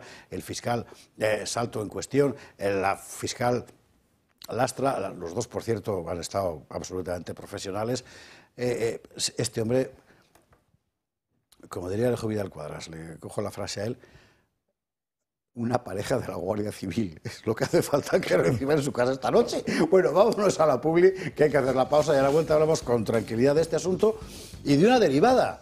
Porque hoy un magistrado del Constitucional ha sido apartado porque lo ha pedido el fiscal, ese fiscal que está imputado por el Supremo. Bueno, en fin, nos vemos. 23-18, 22-18 en Canarias, y vamos con el asunto del fiscal general del Estado, que si de todo esto algo tambalea hasta el cimiento el Estado de Derecho, es que el máximo garante del Estado de Derecho en España, porque el Ministerio Público es eso, esté imputado por el Tribunal Supremo, y además cada cosa que aparece nueva más confirma la imputación. Bueno, hoy declaraban, lo contábamos ayer, la fiscal superior de Madrid y el fiscal de Sala, que vio el asunto concreto del novio de Ayuso, que es como empieza todo, el señor Salto. Y la verdad es que lo que se deduce de sus declaraciones, bueno, mire, se deduce esto, escuche. Una confesión demoledora, la de la fiscal superior de Madrid, que pone en una difícil tesitura a Álvaro García Ortiz. Almudena Lastra ha declarado por segunda vez en el Tribunal Supremo por su implicación en la causa mediante la que se investiga al fiscal general del Estado por la presunta filtración de datos de la pareja de Ayuso. Álvaro, ¿lo has filtrado tú? Fue una de las preguntas que ella misma le formuló a su superior, a lo que él respondió, eso ahora no importa. Y cuestión que le lanzó tras haber deducido por informaciones ya publicadas en medios de comunicación la noche del 12 de marzo de 2024, que todo partía de la propia Fiscalía. Según ha declarado ante el magistrado, datos que ni siquiera conocían ni el decanato ni la propia abogacía. Ella además ha insistido en que nunca estuvo de acuerdo con el contenido de la publicación de la nota de prensa exculpatoria del Ministerio Público. La segunda declaración del día ha sido la del fiscal, al que se le pidió el contenido del acuerdo entre la defensa de González Amador con Hacienda, Julián Salto, quien además es el delegado digital de la Fiscalía de Madrid. Él, junto a Lastra, ha negado también que exista un protocolo obligatorio de borrado de mensajes en la Fiscalía, y mismo al que se sigue aferrando el fiscal general del Estado para explicar por qué vació su teléfono móvil. Así que, resumiendo, dijo el fiscal, yo he borrado el móvil por un protocolo, mentira cochina, y le han pillado, y el fiscal Salto ha dicho lo que tiene que decir, ostras, que son fiscales. O sea, que es gente que ha hecho una oposición muy seria, muy dura y que tienen un trabajo muy importante. Y la fiscal Lastra lo mismo, contando lo que de verdad pasó. Pero claro, póngase usted en su piel. Es que, vamos a ver, en España de hoy pues puede parecer, pero normalmente un fiscal no es una persona inclinada a delinquir, ¿verdad? Por definición, por carácter, o sea, es vocacional. Hay que estudiar un montón, lo pasas muy mal, engordas, te sale celulitis, te salen canas, oiga, que es una carrera, ¿verdad? Para luego tener que depender de un tío como Álvaro García Ortiz. ¿No te has fijado en un detalle? Porque hay cosas que a ver, en el detalle está muchas veces la verdad. Le pregunta a la fiscal, oye, ¿lo has filtrado tú? Sí. Y contesta, eso ahora no importa. Pero no dice no. No dice no, claro, claro. O sea, más claro el agua, tú. O sea, ya solo con eso, si yo fuera juez, el magistrado del Supremo que lleva el caso, Hurtado, ¿no? Se llama. Es Hurtado el de este caso, sí, ¿verdad? Sí. Si yo veo esto, lo has filtrado tú, eso ahora no importa. Digo, tate petate. He tenido exactamente la misma reflexión, es lo que yo iba a decir ahora. Claro, hombre. Para mí esa frase lo dice todo. Dice, lo has filtrado tú, quiere decir que hay filtrado, porque están los dos hablando. Y le contesta, eso ahora no importa. Uno, no dice que es él. Es verdad que no dice que es él el que lo ha filtrado. No contesta, sí, lo he filtrado yo. No. Pero no dice quién es, tampoco, ni quién lo ha hecho. Pero lo peor del caso es que no niega la existencia de la filtración. Cuando te dicen, lo has filtrado tú, él, si no hubiera filtración, hubiera dicho, yo no he filtrado y no ha filtrado nadie. Pero si dice, esto ahora no importa, es que hay filtración. O sea, no sé qué más se necesita para verlo todo más claro. Es evidente que lo ha filtrado. La cuestión es si va a dimitir. Todo parece que no, porque Pedro Sánchez le necesita, porque conoce también mucha tela de las corruptelas que aceptan al número uno, ¿no? Bueno, esto es una locura. Yo veo que hay un clarísimo triunvirato, que es Pedro Sánchez, Álvaro García Ortiz como fiscal general del Estado y Cándido Conde Pumpido como presidente del Tribunal Constitucional, del cual me gustaría luego decir. Vamos a hablar ahora, sí. Vale, perfecto. Entonces, ¿pero quién es Álvaro García Ortiz? Un hombre de la Asociación de Progresistas de Fiscales, cuyo nombramiento fue rechazado por el Consejo General del Poder Judicial, ya que, como marca el artículo 124.4 del texto constitucional, hay que escuchar al Consejo General del Poder Judicial antes de nombrar al fiscal general del Estado, y multitud de nombramientos de fiscal de sala que ha hecho este señor han sido anulados por el Tribunal Supremo. Si es un corrupto profesional, si es que lo estamos viendo en la historia de la Fiscalía General del Estado, de él, cuando él la está ostentando como titular, es una cosa vergonzosa. Tiene que dimitir de forma inmediata. Y mientras no dimita, también tenemos que poner el ojo siempre en Pedro Sánchez y, cuidado, y el ministro de Justicia, Bolaños. ¿Cómo no se le exige directamente que dimita una persona que está completamente inhabilitada, que es el primer fiscal general del Estado en activo, que está siendo investigado en democracia? La cuestión es, ¿qué favores le debe Pedro Sánchez? Esa es la gran pregunta. ¿Qué favores le va a pedir? Bueno, me parece. Vamos a ver, yo creo que... Vamos a ver, que la función principal, como muy bien ha dicho José Javier, de la Fiscalía General del Estado es la defensa de la legalidad, del interés público tutelado por la ley, de los derechos y las libertades de los ciudadanos. Pues esta persona dependa de quien dependa. Dependa de quien dependa. Es esa la obligación. Por supuesto. Es esa la obligación. Entonces, no, es que además el fiscal general del Estado, de acuerdo con nuestra normativa, es nombrado por el gobierno, ¿no? No, realmente lo que marca la Constitución es nombrado por el rey a propuesta del gobierno, oído el Consejo General del Poder Judicial. Eso es lo que marca el artículo 124. Bueno, digamos que quien decide quién es el gobierno. Eso es. Porque el Consejo General del Poder Judicial de este pájaro ha dicho que no era idóneo y Sánchez... Da igual. Por esta oreja le ha entrado y por esta le ha salido. Y el rey, firma y ya está, ¿no? El rey firma y ya está. Entonces, vamos a ver, ¿por qué eligen a este caballero para ser fiscal general del Estado? Pues le eligen porque al ser una persona de la catadura moral que está demostrando y dentro de la carrera no es precisamente una star, no es una estrella, será dócil. Totalmente. Y será una marioneta en manos de Bolaños y de Sánchez. Ya está. Este ha sido el criterio. Y además, esto lo digo siempre, ¿os habéis fijado? Yo siempre me fijo mucho en el lenguaje corporal de la gente. Nunca se le borra una sonrisa boba de la cara. ¿No nunca. No sé si os habéis fijado. O sea que yo creo que, bueno, estudiaría para la oposición y tal, pero tampoco creo que fuera el primero de la clase. O a lo mejor estudió tanto que se quedó así. Ya. Por cierto, mencionó también... A ver, es el típico que no va a tener criterio propio, que no va a resistirse a nada que le venga de la Moncloa y solo hay que ver cómo saluda a Sánchez y a Bolaños cuando están en un acto público. Sí, efectivamente. Es una actitud de un servilismo, Sí, total. de un servilismo Por cierto, que da vergüenza ajena porque, oye, tú saludas y presidente... No, es como una especie de genuflexión babosa lo que hace. O sea, es tremendo. sí. Hablando de servilismo, me estoy acordando ahora he visto un pedazo de un programa de televisión española, creo que ha sido esta mañana o de ayer, en el que una presentadora se dedica a la defensa de Ortiz, diciendo, Inchaurrondo, ¿no? Inchaurrondo, me parece que es. Bueno, pero esta es una pero metiéndose en temas del juicio, Muy servil también. diciendo que es todo falso, que Ortiz tiene toda la razón. Una cosa increíble, ¿no? O sea, ya en cuanto a servilismos Bueno, es que fíjate tú en un asunto.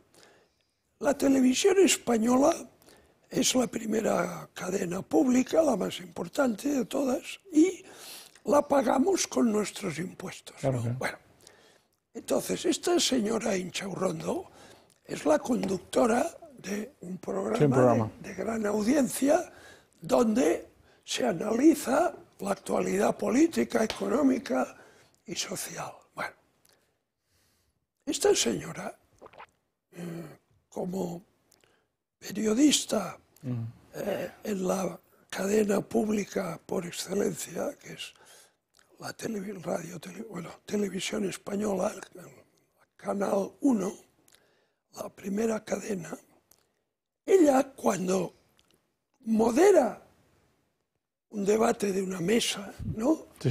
No ha de dar opinión. Tiene simplemente que dar palabra. Si uno se pasa de tiempo, frenarle.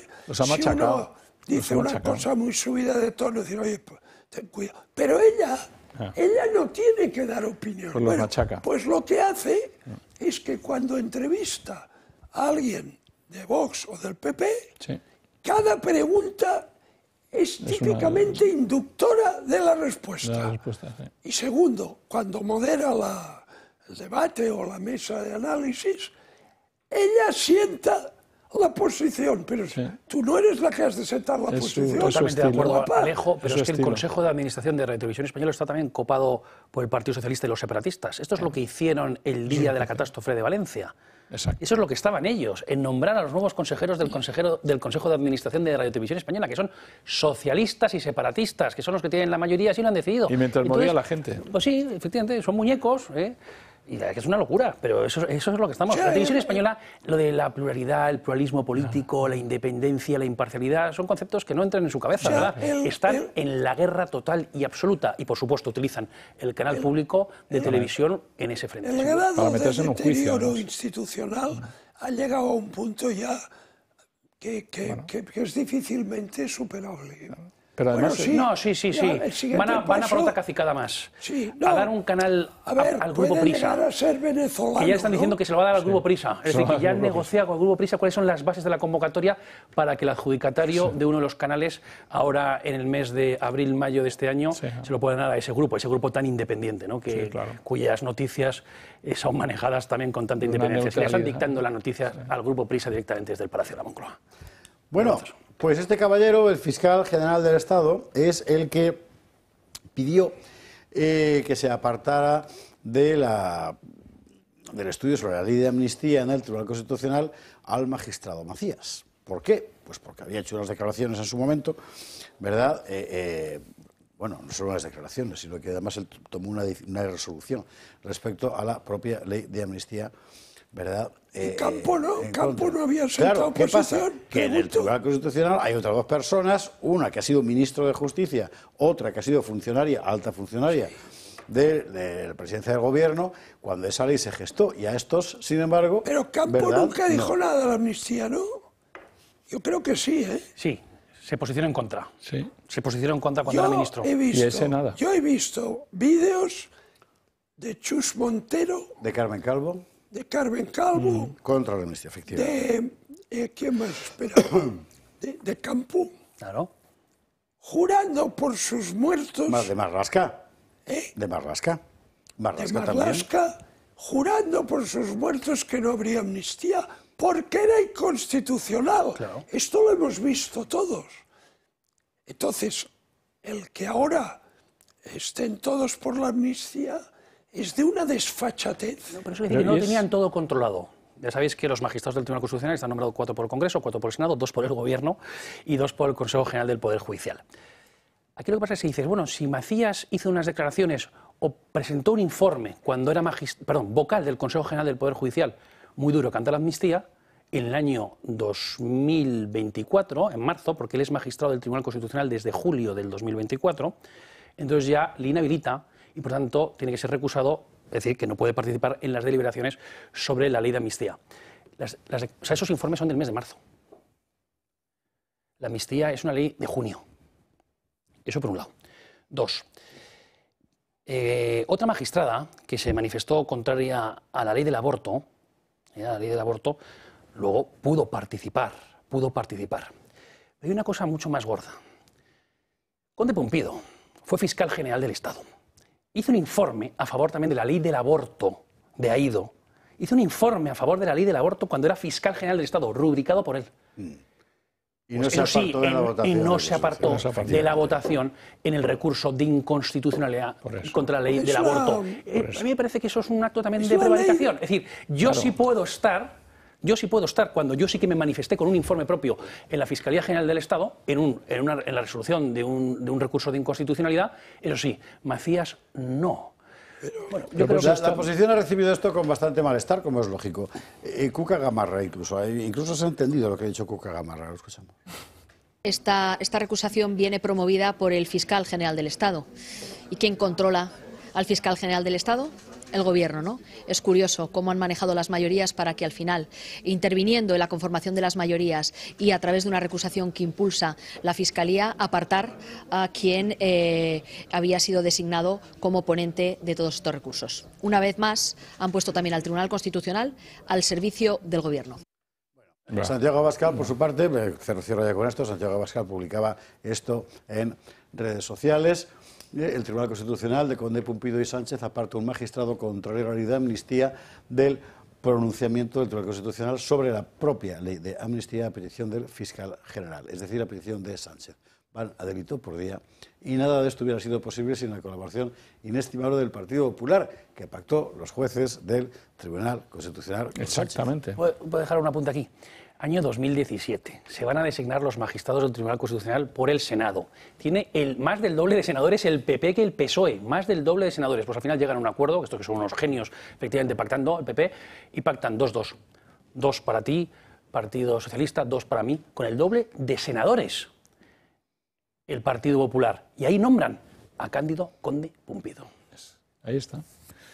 Son unos estrategas. Son unos grandes estrategas. Pero por eso yo decía, cuando ya las cosas son tan flagrantes, tendría que haber una manera de salvar esto, ¿no? Y siempre pienso que deberían salirse de la votación, insisto, los conservadores, en el momento de la votación y que no haya quórum. Y ya está. Y entonces que les digan, pero está rompiendo las instituciones. ¿Y qué está usted haciendo, señor Sánchez?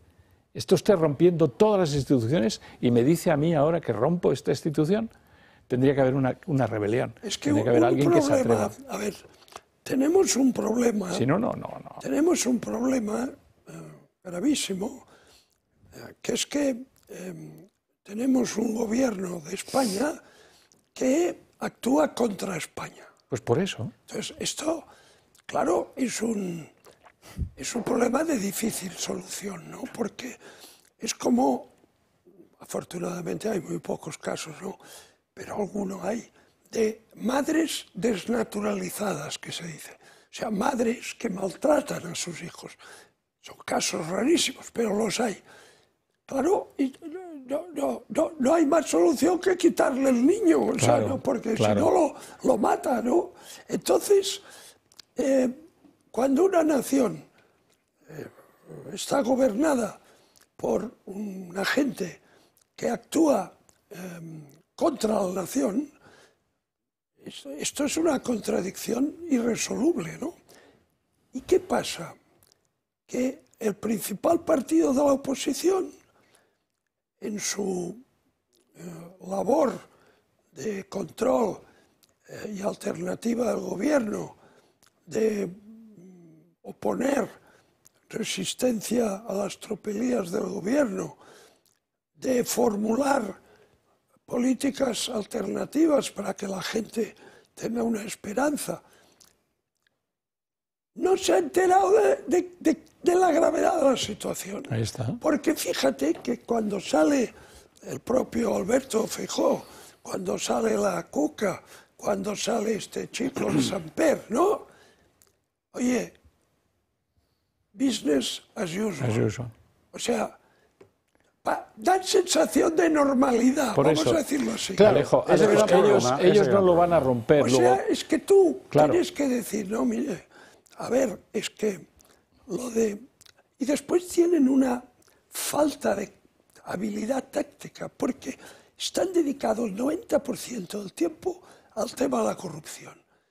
Ese es un tema en el que el PSOE está cómodo, porque le dice, su hermano, Gürtel, ¿me entiendes o no? Bueno, aparte es la propia historia del PSOE. Claro. Está en el ADN del Entonces, PSOE la corrupción. Bolaños... De toda la historia, vamos, desde que se fundó el 2 de mayo de 1879. Bolaños, cuando debate con Tellado o tal, y le dice, el hermano, la Begoña, Estocoldo, Bolaños, es que está cómodo, que está.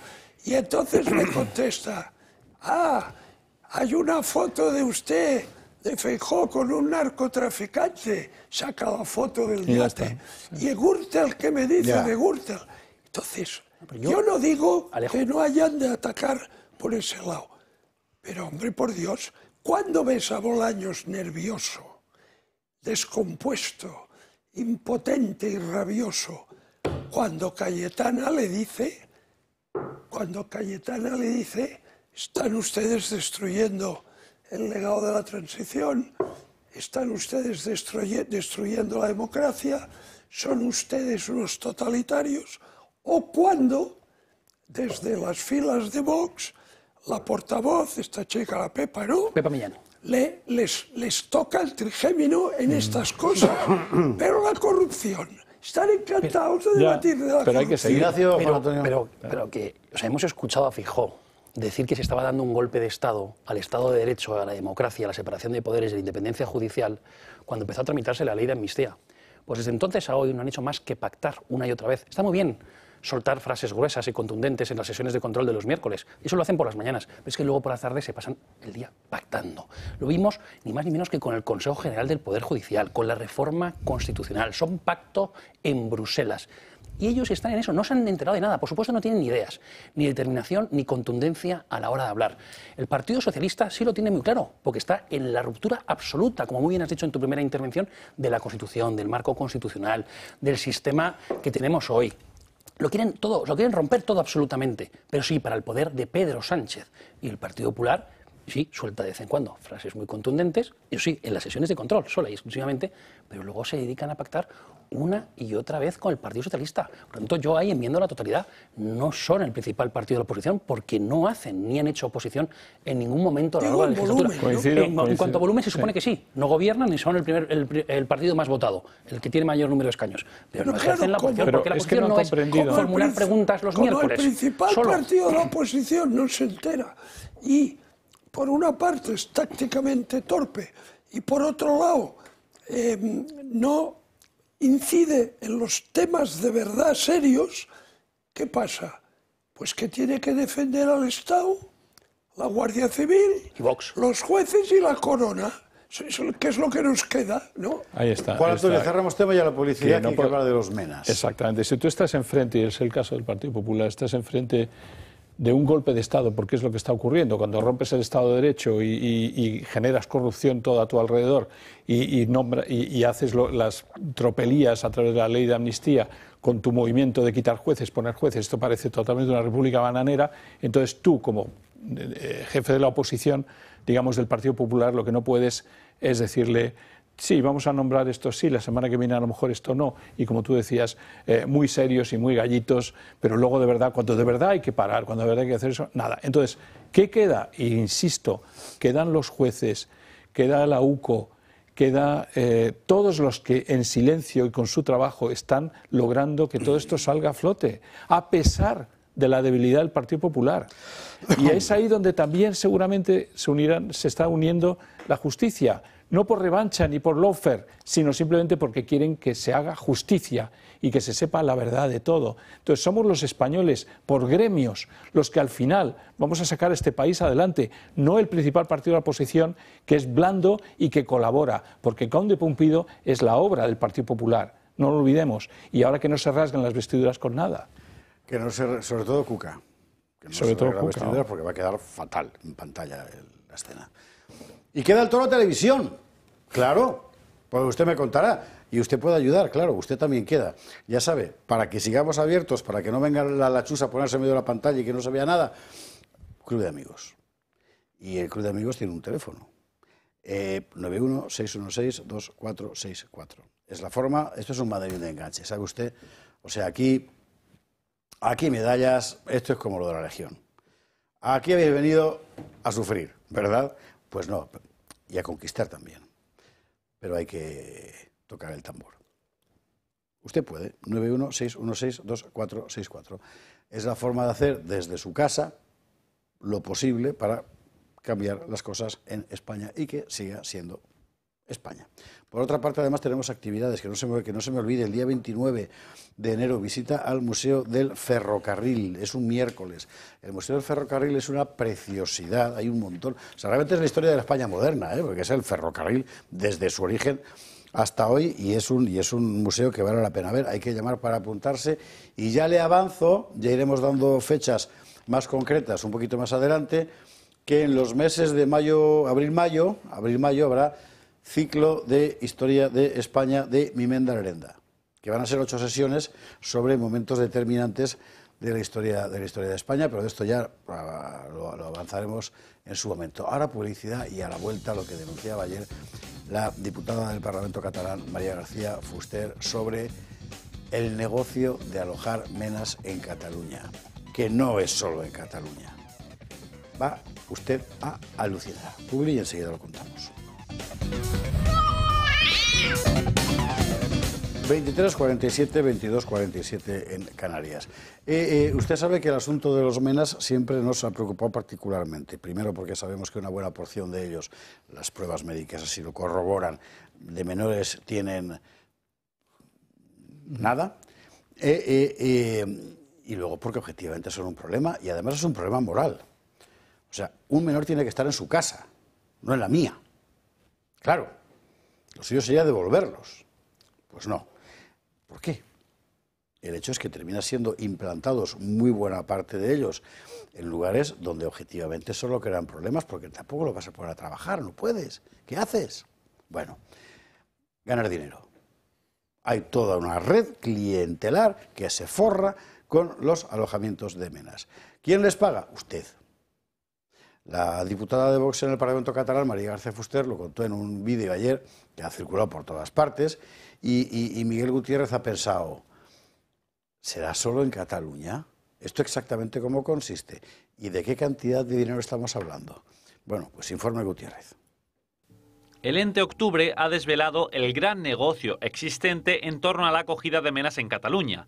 En el centro de este fraude están las organizaciones del denominado tercer sector y la Dirección General de Atención a la Infancia y la Adolescencia.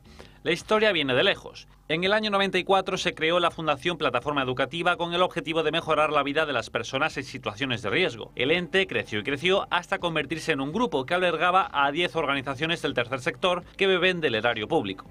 Una de ellas es la Fundación Resilis, creada en el año 2006, con Ricard Calvo a la cabeza. En 2009 se creó otra llamada Fundación de Acción Social e Infancia, FASI, y Calvo pasó a dirigirla. Posteriormente inició carrera política en Esquerra Republicana y llegó a ser nombrado en 2016 como jefe de la Dirección General de Atención a la Infancia y la Adolescencia. Es decir, uno de los perceptores de las ayudas llegó a la cúspide del organismo emisor de las ayudas. ¿Qué podría salir mal? Como se pueden imaginar, los escándalos no tardaron en aparecer. La Dirección de Atención a la Infancia y a la Adolescencia dio 98 millones de euros a los entes del tercer sector con los que el mismo Calvo estaba vinculado. La bola siguió creciendo, ya que estas asociaciones comenzaron a pagar un alquiler muy por encima del precio de mercado a una empresa para alojar a los vulnerables. La inmobiliaria Casa Equipaments fue creada por la propia Fasi ad hoc para dar este servicio. Se otorgaron un total de 1,5 millones de euros a esta empresa en apenas 3 años. Así, el dinero de la Generalidad llega a la Fundación de Acción Social e Infancia, Fasi, y esta lo entrega a una inmobiliaria creada por ellos mismos que tiene ánimo de lucro. Tras todo ello, Calvo acabó dimitiendo, pero fue repescado por la Fundación Resilis. Hoy en día es vicepresidente de Plataforma Educativa. Así, el Parlamento de Cataluña pidió a la Sindicatura de Cuentas que estudiara lo ocurrido y el informe reveló que los contratos de la Dirección de Atención a la Infancia y Adolescencia se dieron a dedo utilizando mecanismos de emergencia que no correspondían. Además, se pagaron los servicios al tercer sector sin documentación que acreditara el coste. Incluso en 2016 se gastó más dinero que el presupuestado, 774.000 euros más. Pero hay más. Estas organizaciones deben controlar que los menores cumplen los requisitos para vivir allí en primer lugar y en segundo lugar para percibir la ayuda económica de la Generalidad.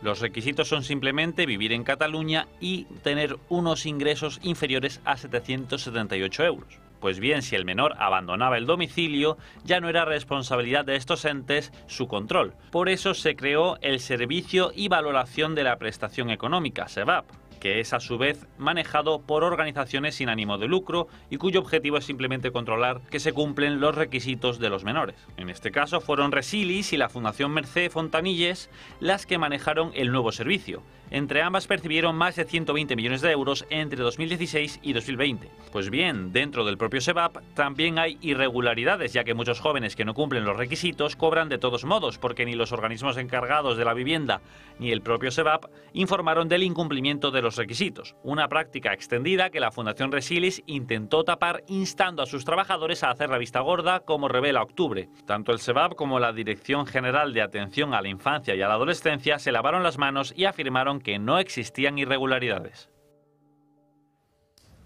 Pues ahí estamos.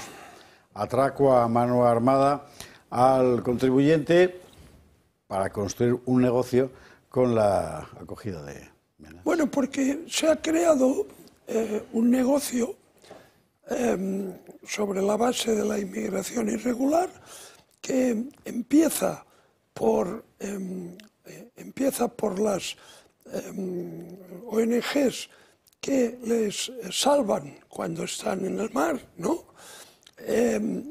Después continúa en la acogida y después en el alojamiento, la manutención y la educación. Entonces, se ha creado ya una industria de la inmigración irregular, ¿no?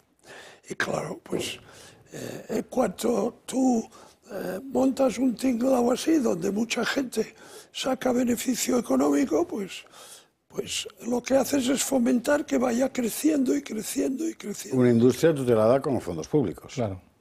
Ahí está. Una industria tutelada con fondos públicos, claro. Sí, sí. Porque esta es la cuestión. Ahí está el problema, que yo creo que el problema está precisamente...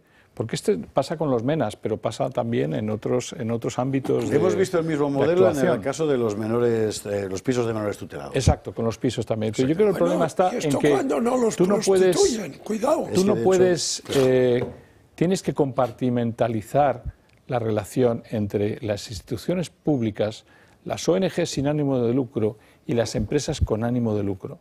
Todo eso normalmente se hacía con más transparencia, había un organismo que trabaja con el Estado y que es más bien de naturaleza privada, pero que todos los acuerdos se hacen de manera muy transparente. Antiguamente se trabajaba así, había una línea y había que tener mucho cuidado en cuanto tocaba lo público de lo privado. Ahora ya se ha difuminado completamente las fronteras, actúan todos a la vez, unos con ánimo de lucro, otros financiados por lo público y todos juntos en un amasijo. El tercer sector ha terminado siendo una etiqueta para que quepa todo género de exacciones entonces ya, sobre el presupuesto público. Claro. Cuando juntas el ánimo de lucro con lo público y con los que están supuestamente haciendo filantropía, pues se monta un sistema que es absolutamente corrupto.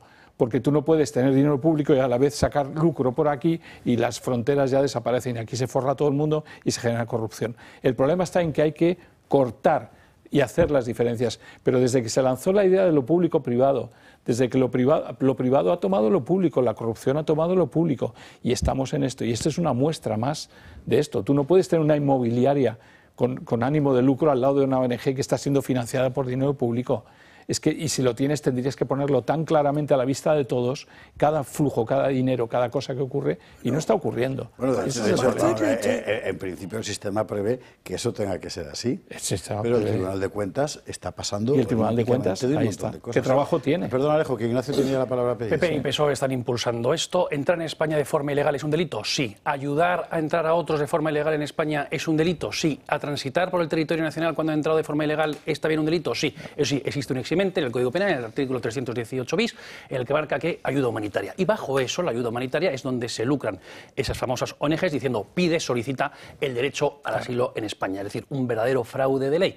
Yo no dudo que haya personas que entran en España y sí que requieren y necesitan el derecho al asilo, es decir, que es un derecho y que está bien, pero en otro caso, en la inmensa mayoría de ellos, bueno, pues en la inmensa no, en casi la totalidad de todos ellos sí, porque se han montado unos negocios. ¿Qué es lo que hay que hacer con esto? Incrementar las penas, básicamente, y sobre todo para que los funcionarios y las autoridades públicas que sí que colaboran con la inmigración ilegal tengan una pena muy superior a la que hoy se estipula en el Código Penal. Y con esto hay que ser absolutamente tajante, porque si todo es derecho al asilo, nada es derecho al asilo. Y yo pregunto, ¿no habrá personas que evidentemente sí que sufren consecuencias en guerras? Sí, pero eso no es lo que pasa en Mauritania, no es lo que pasa en Argelia, no es lo que pasa en Marruecos. Y eso lo sabemos, básicamente porque cualquier observador mínimamente avezado se da cuenta de esto. Es un puro fraude de ley amparado por los poderes públicos en España, dirigidos por el Partido Socialista, y lo siento, lo vuelvo a decir, también por desgracia por el Partido Popular, que impulsa, alienta a la inmigración ilegal.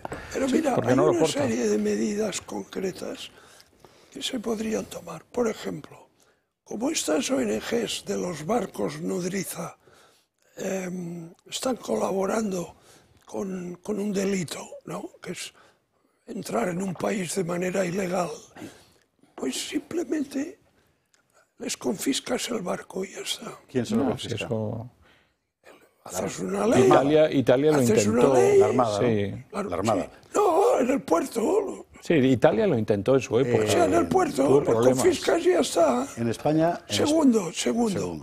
Las infraestructuras de las mafias de tráfico de personas están en las costas, ¿no?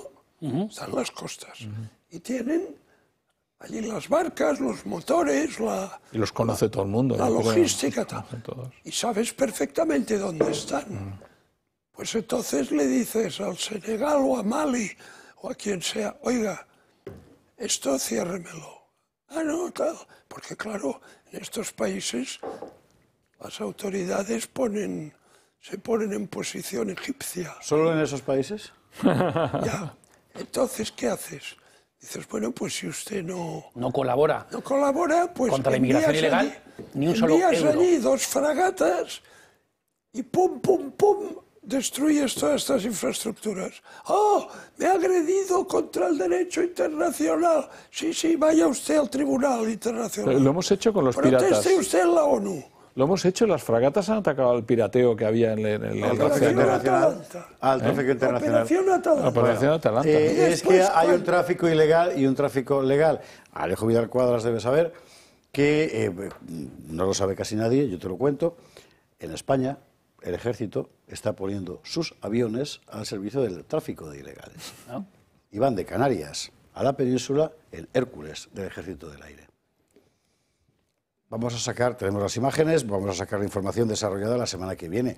O sea, en España las fuerzas que tienen por objeto la protección de las fronteras son las que están abriéndolas, por orden evidentemente del gobierno. Sin sentido. No, y después cuando llega la patera con los 200 dentro, la interceptas y le dices, no, en estas aguas españolas no puede usted entrar. Ya está. Pues es lo que se hacía antes. Se nos ha olvidado.